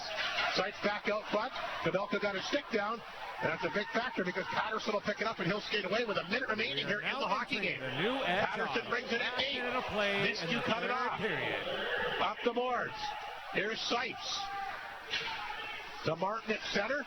Puck got away from him. Lifted back to the Bomber blue line. There's Fashon. Lays that one back. Yakupchuk. Fashon gets rid of it. Here comes Stinton barreling in on Cox. Stinton. Good job here to get in tight, but the Mustangs get out. Ziola to center. They'll poke it in. You know, the Trevor Blevins wants him out there the last 30 seconds of a hockey game. Ooh, that was awkward. Almer moves it back to Stinton. Stinton tried to poke it ahead. Cox holds it up with the blue line. McCarg wants to change. He taps it in. 15 seconds remaining. Here's Yakupchuk for Flin Flon. He'll send it back in. Cox poked it. Picked up by Englot. Flin Flon gets it back. Brett Ewan will tap it in, and I think we're headed to overtime. We are. Cox will touch up back of the Melfort net. So for Trevor Blevins, you know he wants to win that game to break the streak, but he's at least guaranteed 3 out of 4 points this weekend. And I'm sure if I would have said that to him before the weekend began, he'd take it. Yeah, absolutely, he would. He would for sure. For a 3-period total of 20. That's a good road effort by the Melfort Mustangs. 3-period total of 34. Charlie Tritt had a good period there. He had, I can't see how many shots he had, but he made some great saves. So did 11 in that period. First Kabelka has come up big also. Flin Flon outshoots the Mustangs 11-5 in the third period. So Flin Flon winding up with 34 tonight. The Mustangs have 21. And the big Bomber power play goal, the tying goal by Leo Seitz back in the first period. A big goal here tonight. We're going to go 3-on-3. I love the 3-on-3 hockey. I know people in the Olympics were crying about that. Interesting, though, you didn't hear the Canadian fans complaining when they won the 3-on-3 overtime game, but when they lost the 3-on-3 overtime game, it's the worst thing in the world. I like the 3-on-3 in regular season, Rob, but in a game like we saw the gold medal game, I don't like it. You know why they're doing it, right? So you don't have the shootout. Well, no, they're doing it because it's NHL guys. They don't want them to get stuck playing 4 or 5 overtime periods and have guys get hurt. Yeah. But let me finish here. The 3-on-3, that they knew that's what it was. So both teams have to play it. Both teams have to play it. If the Canadians would have won that game, it wouldn't have been a big deal. Like I said, they won the 3-on-3 overtime game before that. Miller, Breho, and Vachon to start for Flin Flon, Englot, Saddlemeyer, and Eisner, who's got the puck. Look for the Mustangs to push hard here and try and end this one quickly if they can. They've had the edge of play in the third period. Here comes Saddlemeyer. He's thinking that exact same thing. He gets it across the line. Saddlemeyer walks in, shoots it, fires it wide. Charlie Trick doesn't have his stick. He lost it. Saddlemeyer, a great chance to end this game. Charlie loses his stick a bit. I'm not even sure how he lost that one. I guess he lost it somehow. Just slipped out of his hands. Here comes Vachon back to center ice. What a chance for Saddlemeyer. Vachon will carry the puck in. Mustangs sit 3 deep and not allowing Flin Flon to do anything. And Breho forced back inside the Bomber zone. He'll tap it ahead to Lees. Here comes Lees by himself. Had to wait for the guys to get back as a horrible line change. Lees back on his side of center. He'll drop it back to Arbery. Lees was smart, though. He didn't go in there against 3 guys and caught the puck up. Very smart play by Lees there, who has it again. Lees zigzagging. Can't keep the puck in. Boy, Mustangs playing this perfectly. They will not Flin Flon any penetration. Here's Yakubchuk. Up it back to Arbery. Arbery to center. He'll bring it across the lines, drop that one back. Yakubchuk back out front to Lees. Backhander out front. Arbery was there, but knocked away that time by Shepard. Now Ziola's got it. What can he do with only 3 guys on the ice each way? He's going to drop it back. It's picked up by Shepard. Shepard across the line. Shepard walking in. Won't shoot it. Blue line for Cox. Cox has got the puck. Hanging on to it. Mustangs looking for their 11th straight victory. They're trying to make it happen in Flin Flon. Then I throws it out front. Shepard knocked it down. Dropped it back that time for Mushimansky. He'll hang on to it. Mushimansky cuts in and he can't get it to go. Flin Flon back on their heels here in the overtime period. Mushimansky gonna turn it up the corner. Here he comes again. Trying to do it himself. Mushimansky hangs on. Here's a chance. Shepard back out front. Where's the puck? It flies over top of the Bomber net. This group is tired. Boy, are they ever. Yakubchuk falls down. Shepard's been out there a long time, too, but he gets it out to Eisner. To Binner. Back to Eisner. Eisner hangs on, shoots it. Deflects off Yakubchuk over the glass and out of play. And boy, did the Bombers need that. They did. They were gassed. Look at Reed Arbery. He was flying out there. Boy, Melfort has been all over him here in this overtime. Stinton, Martin, and Beauchamp out for this shift. Englot, Saddlemeyer. Can't see who that is. Cox. Saddlemeyer, who of course had the best chance right off the hop in overtime, will take the face-off here. Against the Bombers, Martin. Mustangs win another draw, but Flin Flon will pick it up. So Sean tries to get away here. Englot held him up enough, though, and Saddlemeyer will get it back. 2.5 minutes remaining here in the overtime period. It's a 2-2 game. Mustangs have had the control of this overtime. And their captain, Saddlemeyer, will lead the charge again to Cox. Here's the drop pass to Englot. Englot from it off. Englot for the score! Saddlemeyer taps it home. And the Bombers have lost the game at the Whitney Forum. And that's 11 straight victories for the Melfort Mustangs. And I'll tell you what, Flin Flon was back on their heels that entire overtime period. They were. That one went off a skate. Charlie really didn't have a chance. Boy, no. Trevor Blevins is really excited. Mustangs making another statement victory here at the Whitney Forum.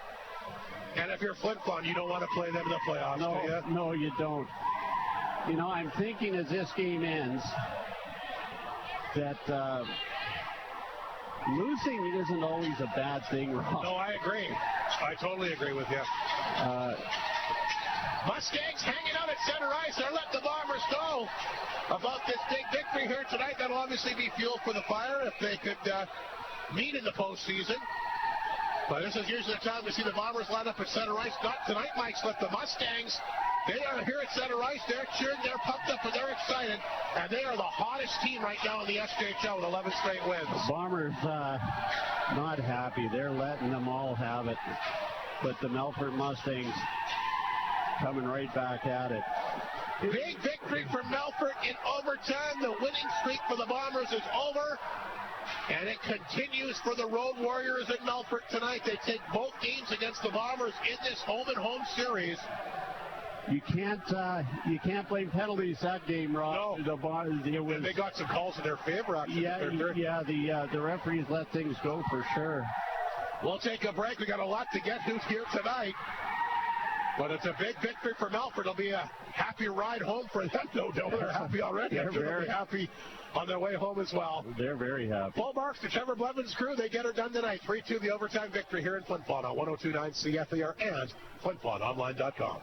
Tackle winter head-on at your workplace with Honda industrial power generators and snowblowers. Should be 11, including this one. Save up to $500 on select commercial power generators, like the Honda Commercial 6500 GFCI generator with 6,500 watts max and cold climate technology. Be sure to also clear the snow with tools like the Honda 81cm 32-inch track drive ES snowblower from RAG in the thaw. Here to help you make your winter easier, and located on 2nd Street West in the PAW. RAG, your exclusive dealer for the certified Honda parts in the PAW.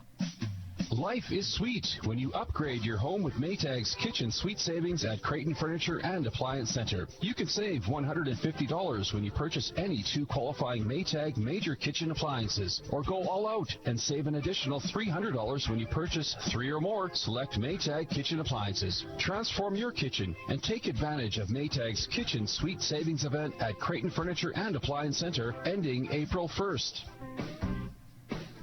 Bailey Homes has 15 years experience in the North, specializing in RTM homes and foundations, and are also proud supporters of our community.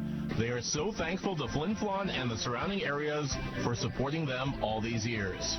Bailey Homes is always willing to chat with a potential customer to show what they can do for our community.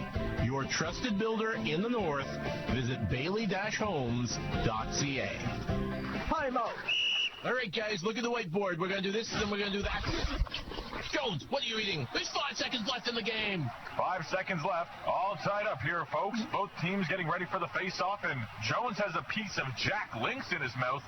What is he doing? The puck dropped. Jones grabs it. He has some room. He shoots. He scores! The Bombers win. 10 seconds. Fans are throwing Jack Lynx onto the ice. This is madness. Arctic Beverages and Jack Lynx Beef Jerky. Feed your wild side. So Saddlemeyer ends it in overtime here tonight. What a goal for him. One of the Mustangs, of course, top offensive players to captain, his 17th of the season. The overtime winner here tonight, Mike Slip, and I agree. Sometimes losing a game can be a good thing with all the domination they've had on home ice. And I think I guess it'd be kind of neat bragging rights to go through a whole regular season not lose a game at home. But you know what? I think it might be a good thing in the long run. Yeah, I had a chat with somebody this week, and we both at the same time said losing isn't bad all the time. You know, when you're on this, you sort of get a kick in the pants saying, hey, we might not be as good as we think we are. And the rest of these teams may be better than we think they are, so we better pull up our socks. I thought the Bombers played a pretty good game, though. Yeah, and this is the third period. I thought the first 2 periods they played well and had a couple of good shifts early in the third, but I don't know what happened. They just, I guess Melfort kind of trapped, like you said, kind of sat back, and there weren't a lot of good, terrific scoring chances really since the 2 or 3 minute mark of that third period. No, they couldn't penetrate the zone, even in overtime. They looked really tentative in overtime. They just couldn't get the puck into the offensive zone, and it was a typical Trevor Blevin's game, wasn't it, Rob? It was, just stopping them from getting open ice. So it was a good game. It was a fun game, though. It was. Let's take a look at the Northland Ford final scoring summary here tonight. Viola was a big story for the Mustangs early. 2 highlight reel goals. Gets the first one tonight, beats everybody, and goes it alone for his 9th of the year unassisted to open up the scoring at 4:43. Leaves have come back. He continues to have a good year. gets his 24th of the year, the team lead for Flin Flon there. Arbery, the lone assist. He's left alone in front. He's able to shovel that puck in at the 8:10 mark to tie things up. Ziola again, this time on the left side. And this time he starts the puck off, or starts the rush off deep at his own end. And just absolutely like grease lightning, the Roadrunner down the left-hand side of the ice, gets in alone, and he goes 5-hole. Another unassisted goal, his 10th of the year at 11:56.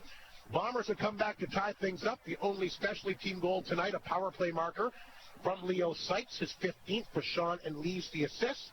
And that's all the offense we'd have until overtime. Yeah, it was a tight checking game, as I say, a Melfort Mustang Classic game. But the Bombers played good. Charlie Tridd had a good game, and the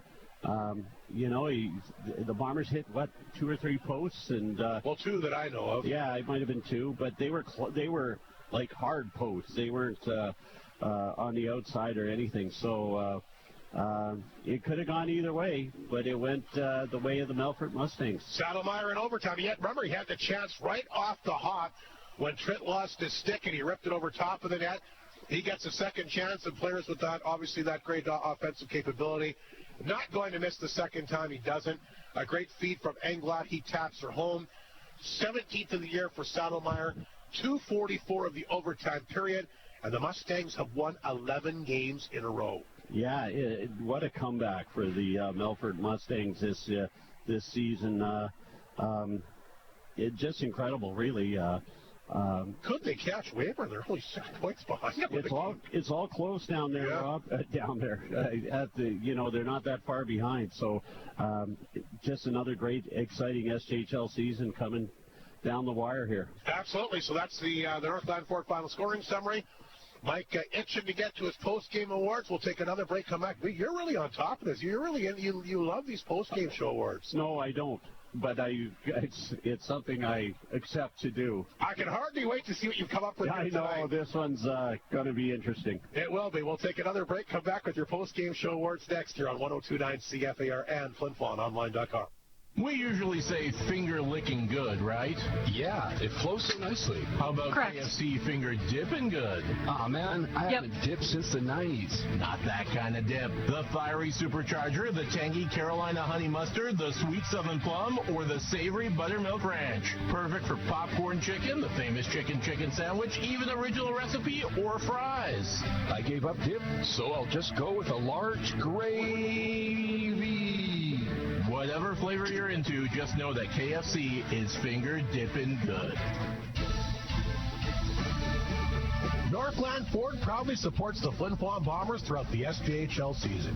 We know that the Bombers will play tough like the Ford F-150, the toughest truck on the market for over 40 years. Northland Ford helping the community cheer on the Bombers as they work to bring a championship to the best fans in the league, and they provide you with the best selection on their lot. In the North, for the North, Northland Ford, the dealership you tell your friends about. When you aren't having any luck ice fishing, try the fish shop at the North of 53 Co-op. Add their jumbo shrimp ring with sauce to your cart for that get-together you're planning. Make room for farm Chinook salmon fillets. Or if you're just looking for a snack, grab the popcorn shrimp or the shrimp variety pack. Try your luck with all the delicious options the fish shop has to offer at the North of 53 Co-op. You're at home there. Hud Bay is proud to be a sponsor of this Bomber broadcast. From donations for bursaries, hockey schools, clubs, community events, charities, and so much more, 10 Hud seconds. Bay has supported our community with dedication and generosity, contributing to events and organizations. Hud Bay thanks the people of Flin Flon for their continued support. All right, we're back here at the Whitney Forum. Mike Slip with bated breath. We're all waiting for the KSC 3-star selection. Who's star number 3 tonight? Star number 3 goes to Kaysen Kabelka of the Melfort Mustangs. I thought he played a good game. He had one he probably wanted back. But like you said, maybe it was deflected. It threw him off for sure. Yeah, 30, and there was a stick get in front. I don't know if the puck hit it or not, but I thought Kaysen Kabelka played a great game. Second star goes to Reed Arbery. He was he's always a force out there. He was a force tonight. He didn't get a goal, but he was sure making things happen. I like the way Reed Arbery played. I agree. I thought he played really well tonight. And the thing is, not only is he getting offensive chances, but he's physical. He makes plays. He's a very well-rounded player. Yeah, absolutely. First star goes to Tristan Ziola. He especially in the first period, he put on a clinic out there. As I say, he looks stocky to me, but boy, he can fly. And well, I mean, he just, like I said, that's two as nice of goals as you're going to see in one game, are you not? Yeah, absolutely. They're two of the nicest goals I've seen here, as I said, at the Whitney Forum here. So I'm going to give the Warrior, this was a tough one, you know. I'm going to give it to Connor Miller, but with a special mention to Zayden Saddlemeyer, who not only scored the winner but had a good game, and also Nash Holmes, I thought, played fantastic. So I'm sort of cheating a bit, but the Warrior goes to Connor Miller. There you have it. So that's a good pick, and Miller played good again tonight as well. So I'll give the Melfort Mustangs credit. They come in here and they win both games in the home and home this weekend. And the first team to get a victory at the Whitney Forum this year, so that means it's been over a calendar year. And the Bombers' last game was also, so it's been, to lose in regulation here, I got to check on this, because their last loss was also against Laurent in overtime a year ago in January in the regular season. Yeah. So it's been a long time coming since they still haven't lost a game in regulation That's yet. right. That's what we can say now, Rob. Yeah, absolutely. But again, full marks to Melfort. They're on a wagon here, Mike, getting ready for the playoffs. And I'll tell you what, whoever plays them, I would be very, very afraid. Yeah, from goaltending out, and they just shut it down. That's the best way to put it. And they did it again tonight. And that's how Trevor Blevins' teams play. No, they're playoff ready, no doubt about it. We'll take one last break. Mike Reagan is on his way up here tonight. We'll take a quick break, come back with his comments, see what he has to say about his team's first loss at the Whitney Forum this year. But good effort. Had a tough time in overtime, but still get a point. And I think the big thing for him is hoping to get some healthy bodies back. Yeah, I think that made a big difference too tonight. We'll take one last break, come back with the head coach, and wrap things up momentarily here at the Whitney Forum on 102.9 CFAR and FlinFlonOnline.com. Your local McDonald's at the Walmart location offering up some tasty treats here in February, including the Frank's Red Hot Original McCrispy, made with tender and juicy 100% Canadian-raised seasoned chicken, and topped with shredded lettuce, mayo-style sauce, and Frank's Red Hot Original thick sauce, and served on a potato bun. Also, the Frank's Red Hot Honey Dipping Sauce, a dipping sauce with the sweet taste of honey, and the heat of Frank's Red Hot to treat your McNuggets to a flavor they've never experienced before. Stop on by the restaurant, the Flin Flon Walmart location, 8 a.m. till 9 p.m. Monday to Saturday, and 8 a.m. till 6 p.m. on Sunday. If you're looking for savings on vehicles, then Great North GM in the Paw has a deal on lightweight Silverados and Sierras just for you. Bid your Emerald, please. 0% financing for 60 months. That's right, get the amazing deal of 0% financing for 60 months on select lightweight Sierras and Silverados at Great North GM. Visit them, 212 LaRose Avenue in the Paw, to learn more about this incredible offer, because it's always a great day at Great North GM. We usually say finger licking good, right? Yeah, it flows so nicely. How about KFC finger dipping good? Aw, man, I haven't dipped since the 90s. Not that kind of dip. The fiery supercharger, the tangy Carolina honey mustard, the sweet southern plum, or the savory buttermilk ranch. Perfect for popcorn chicken, the famous chicken sandwich, even original recipe, or fries. I gave up 10 seconds. So I'll just go with a large gravy. Whatever flavor you're into, just know that KFC is finger dipping good. Alrighty, welcome back to Whitney Forum, the Great North Post-Game Report. As promised, Mike Reagan, the head coach, Jim the Bombers, joins us, Mike, for the first time in a long while, after a loss, but not in regulation. And, I mean, you knew you were going to lose a game sooner or later. Maybe it's a good thing you do drop a couple games before heading into the playoffs. But still, I mean, this is still an incredible run here. It took over a calendar year. The last time you lost a game in the regular season to Laurent in overtime last January. The last time you've lost a game in regulation of this building was to Humboldt a year ago in October. That's a pretty good run. I would think so. Just so you know. Yeah, no, that's interesting for sure. Definitely played some great hockey in this building, and we're hoping that continues here. I mean, it's disappointing, I got to give our guys a lot of credit. I mean, we lose Landon Alexander first shift, and we're already short of forward tonight when we playing with 10 forwards, and we got a lot of guys that are, banged up right now, even the guys that did play, and they grinded through, and at the end you can tell that, I thought the start of our third period was good, and but fatigue was definitely setting in. That's what we said. You had a couple chances early in the third, and then you just kind of I don't know if you had a hard time really generating any offensive zone time. Yeah, well, I thought the last 10 minutes of the period was pretty boring on both sides. Like, I didn't think they generated a lot. I didn't think it was almost like both teams were playing for overtime. And like I said, I got to give the guys credit. I mean, we've had a great run here. I mean, they're still undefeated in regulation in this building, but be nice if we were healthy. I don't think that happens, I think that it's catching up with us. We've been playing with a lot of walking wounded for a while here, but at the end of the day, you got to find a way to get results. And I think the Ziola not containing him in the first period killed us. He went through 3 of our guys and then jammed home a puck on Tritter, and all 4 guys got to be better in that situation. It's just, again, moments in our game that are costing us right now, and we got to clean that up. And then obviously at the end there, I mean, we got our check, but we don't have a stick, and it's something that we preach a lot, is you got to pick up sticks in front, and we didn't do that. And what's the first thing to go when you're tired? Your brain. We're not thinking, and that sort of thing. That's a pretty easy defensive play to make, and I'm sure that if we're a little bit fresher, that doesn't happen. But we're not pushing a big panic on it. The world's not caving in, and you never know with what the Americans are doing. But, yeah, no kidding. I watched CNN today. Wow. Oh, that's another story. But anyways, that'll be our political. We'll save it for political forum here. Yeah, I mean, we're disappointed, but the guys competed hard.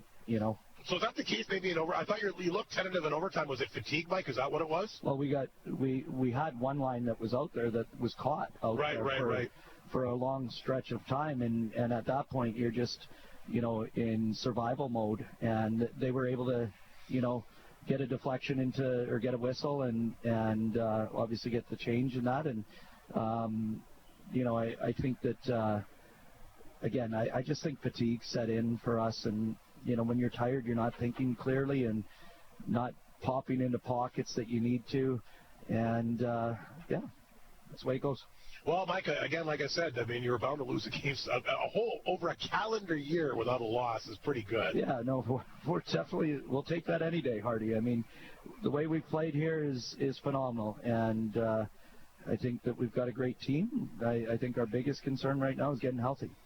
Speaking of getting healthy, Mike, Alexander, he comes back and he comes back on the bench. What is his prognosis? Well, he's fine. It's just his neck tightened up, and so he's got like he's just got a knot in his neck. Like okay. When you wake up and you can't move your a kink. There we go, kink. Yeah, I've had those, so I can relate to it. Yeah, so we tried to work on it a little bit, and we were hoping that maybe it would. Kind of release while he was on the bench and that, and he was there for moral support, and if we had to put him in the box for a penalty or or if we just needed him to play one shift. So from that standpoint, I'm pretty confident that he's going to be fine. That's good news, obviously. Big time. Very important player. You see him go down, and we've got a lot of great players, and it's not one player's more important than others, but he's a big factor of our physicality, our energy. Absolutely. He brings a lot to the table. I think he makes everybody else play bigger, and so you definitely don't want to see him go down. Well, Mike, tonight you go down in overtime, but I'll tell you what, we got some great hockey coming up here the following weekend. The Battle for Stars. I was in Humboldt last night. A lot of people are chatting about those 2 games coming up next weekend. A lot of people are going to be watching. Is it fitting that you're meeting at the end of the year? We seem to usually play these Battleford later on in the year, and I know Klamosko used to like always to come up here late in the year because he felt like it prepared them for playoffs. Yeah, more of a gauge of what you're playing as opposed to October. Fair enough. Yeah. So, No, it'll be good.